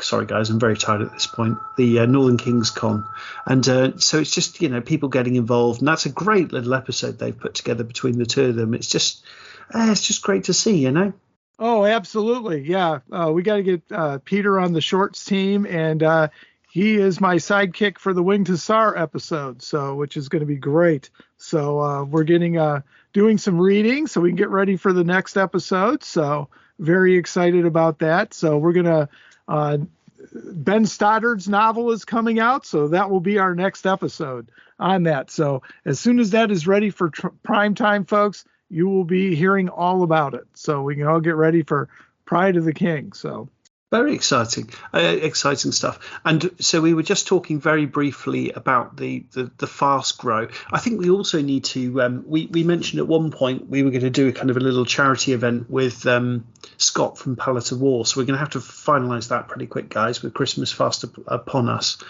But I think the plan is still we'll announce it not too last minute, obviously, hopefully sometime in December when we have a bit more time off of work. I think the other thing we should do pretty soon is put in our calendar closing celebration events like a 750 or whatever size you guys like for your local events, ambush tournament or gaming day, sometimes in March, I believe is appropriate to give everyone enough time to get the army ready, even if Steve will be done in a weekend and Chris as well.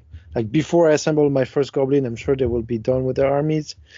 But that doesn't matter. Let's give us a bit of time, but put it in the calendar for everyone and organize demo days, like demo games also during this day. bring in also veterans who don't participate in the Fast Grow, but just still have a Kings of War army. Let's all organize an event sometime in March and celebrate the community and have a good time playing the game we love. Brilliant. And Mark, we've been in, this is going to be a big old episode. Is there anything, do you want to give us a quick update of what you've been up to? As of right now, we're looking at Adepticon and checking out the schedule. Right now, the Ambush Teams tournament is scheduled to go for 10 hours. It's like, oh man, I don't know if I can do that. So Clem was just talking about find a way to do your end of the MUP fast MUP. Maybe Adepticon. It just popped into my head. So that would be cool. Maybe that would be the time to do it because people were taking a look at what we can do with Ambush, and 10 hours for a tournament is just a lot. Especially when it comes to Ambush. What's that? What happened to our plans to go to America, guys? Weren't we going to go to America this year to do a tournament? Well, I think I think the big thing for me is I'm coming to you, Steve, for Clash of Kings. Oh, so I ruined it. Oh, I think we're also. Oh, I see. I think we're also going to Ireland. Is something we hope happens, which will be hopefully close to Clash of Kings, so that obviously people can travel quite a long distance and do both. Is our idea. But then maybe 2025. Let's 25. Okay, let's plan it. Yeah. Oh yeah. I mean, time flies, guys. Yeah. Yeah. Personally, I'm hoping Ireland's like in October or somewhere where I can manipulate the airline and see if I can get some cheap tickets. So that would be great. So. Okay. Good. But I think obviously a trip to the US is not going to be cheap, and I think if we start thinking about it now, then I think it's far more likely to be a thing, right? So Steve, we just need to synchronize and organize something like that. Adepticon 24 is probably too soon for us to join. Like, didn't they sell the tickets out already? I think for Adepticon, no, they're not even on sale yet. So. Right, but so there's still an opening for it, but it's the type of thing that you need to really jump onto, otherwise they sell out pretty quickly, right? Yeah, they're going to go live in January. So actually, you know what? I'll put a quick short together for that, and we'll get the information out for the community. So sounds good, and we'll talk about it. Yeah, but it's coming. It's coming soon. So, but going to Adepticon is like buying concert tickets. Okay, insert favorite band here that sells out immediately. You're in there typing away, hoping to God you get whatever you can get out of it. So, but you're pretty good for the Mantic events. You should be able to get into Adepticlash pretty easily. Actually, Adepticlash sold out last year. I think we got 2 expansions on the number of people that could play. So not too bad. And we did really well for the team tournament too, Firefight. So I'm hoping for more this year. So we'll have to see. I took a very quick look at the Mantic Adepticon events, but I don't have them laid out. The only one I focused on was the team tournament because they said it was an ambush event. And so I was talking to Colin about it, and it's like, he looked at me and says, Dad, this is 10 hours long. I said, yeah, I get it. It's a Adepticon, but so we'll figure something out. So, but I know they're having an Armada event, Firefight event, Deadzone, of course. So, again, how is it 10 hours? How many games is that? It's only 3 games. So are they so spread out? Yeah, they're putting 2.5 hours on the clock, 15-minute in between games, and dinner break. So 2.5 hours per game is ludicrously long.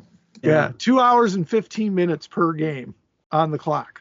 So yeah. Seems Yeah, well, it's because it's a team tournament. So I'll bet that it's going to be 995 points per player. So last year we played 1,000 points. So I don't see much the difference.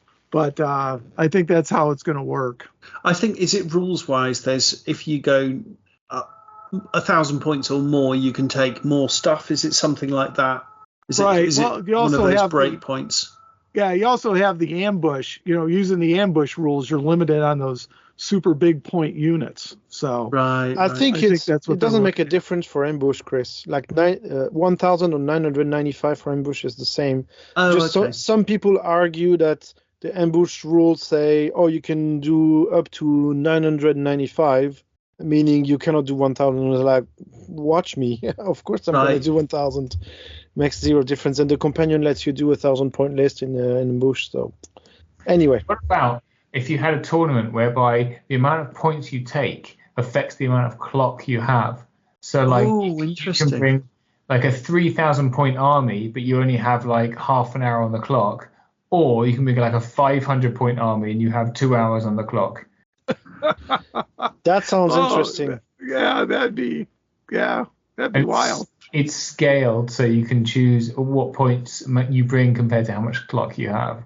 How many dragons can you fit in 3,000 points and play them as fast as possible, just like a pig, but just rush it? I don't think you gain much by having a lot less points but a lot more time, because good players don't clock out, do they? No, not usually. I'll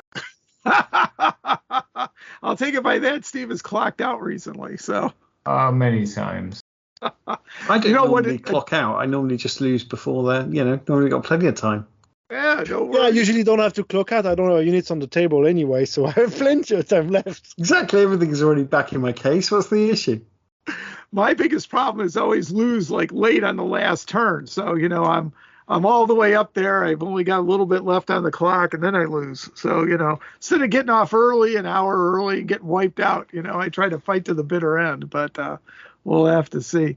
Adepticon would be the perfect place for Clocks of War. I don't know why we don't do it, but that would be the perfect place for Clocks of War. We did when I was there. I played. Did we? Yeah, I played. Official or unofficial? Official. Official is 1,000-point speed tournament. I beat Tom Robinson in the last round. I won the Wow. Well, A, I'm sorry I forgot that. B, congratulations. And C, if somebody runs it next year, I will play in it. You were off shooting people with 40k guns at the time. Right? Oh, that's it. Yeah. Well, traditionally, I do not do tournaments at Adepticon. There's too much other stuff to do.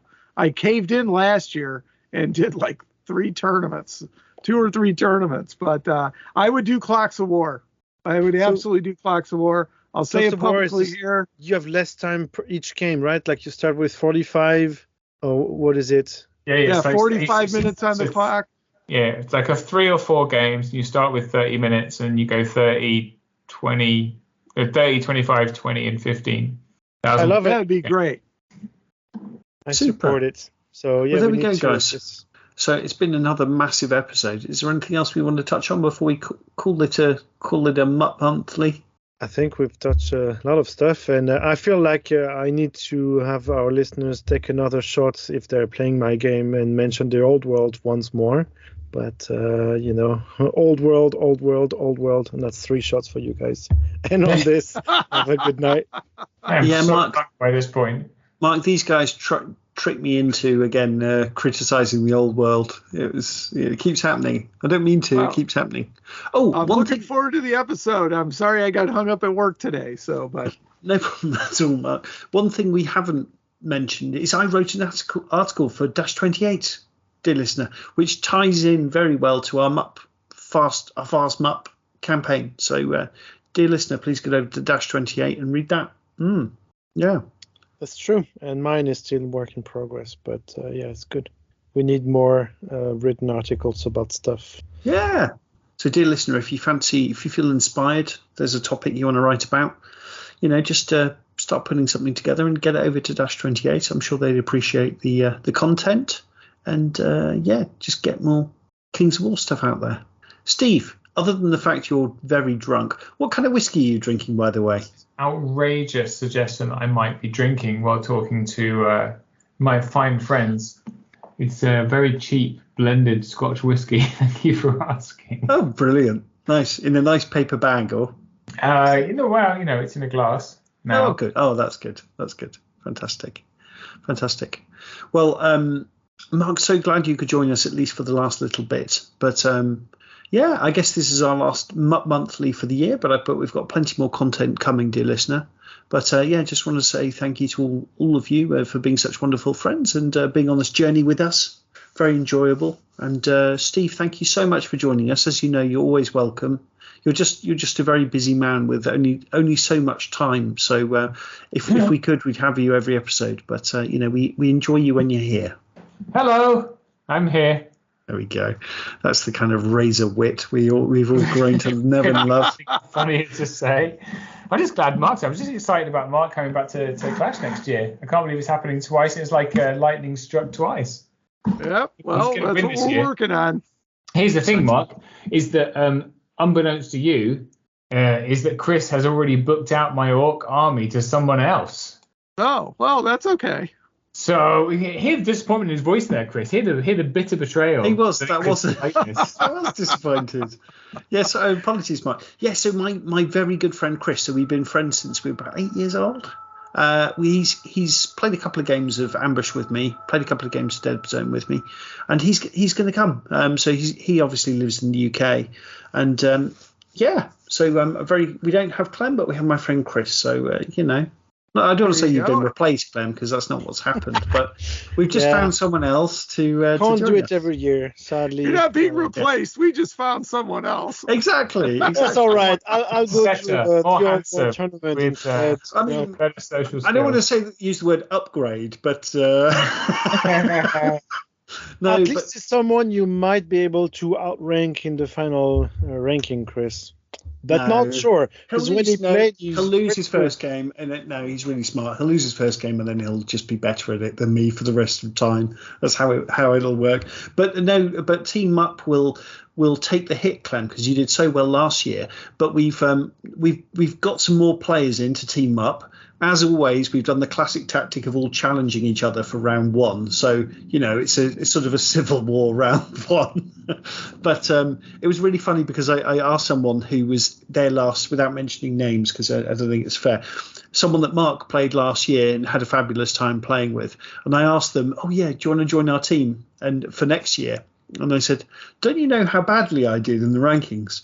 Oh, that's completely irrelevant. Come and join us. So so we've got some so we might have to have a couple of different teams. So I'm thinking about doing kind of like a MUP Civil War type event. So I'm sure we'll have to organise some T-shirts and have a joke, like a parody Civil War among Team the Blue, MUP teams. Team Red. It can be, exactly. I mean, is it? Oh, I thought we were doing the Muppets, and one could be the Muppet Show, and exactly. one could be exactly. the Muppet movie or something. Exactly, so. Or it might be Team Fozzie Bear or something like that. But we'll have to do some ironic, which is the better MUP team, or it might even be which is the worst MUP team who wins. I don't know. We'll have to think about how to do it, but it's all very exciting stuff anyway. Steve will be obviously troubling the top tables, 100%. I expect MUP domination next year. 100%. That's absolutely what it'll be. Yeah. The Spanish guys, the Polish guys, they'll be shaking in their boots.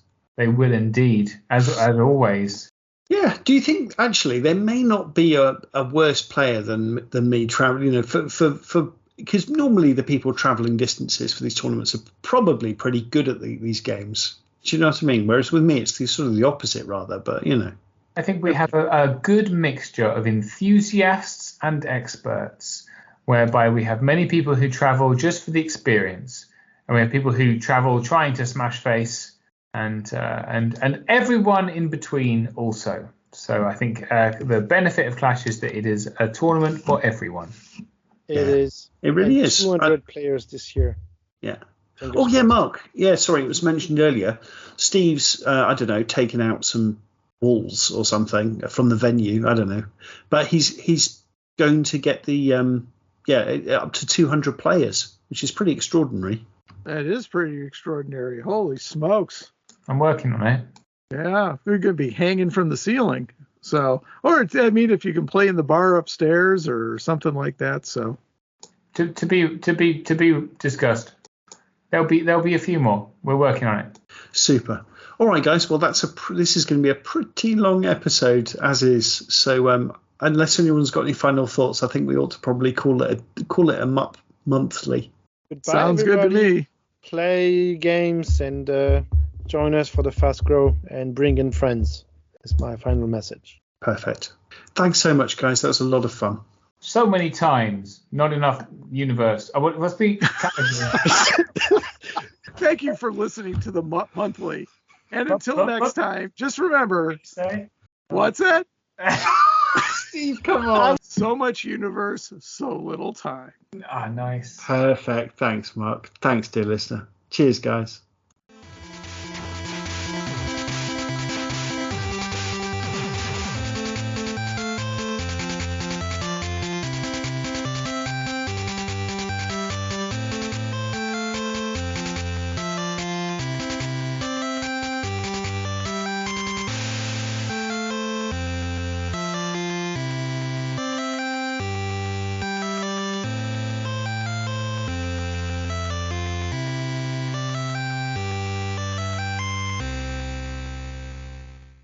If you see what I mean.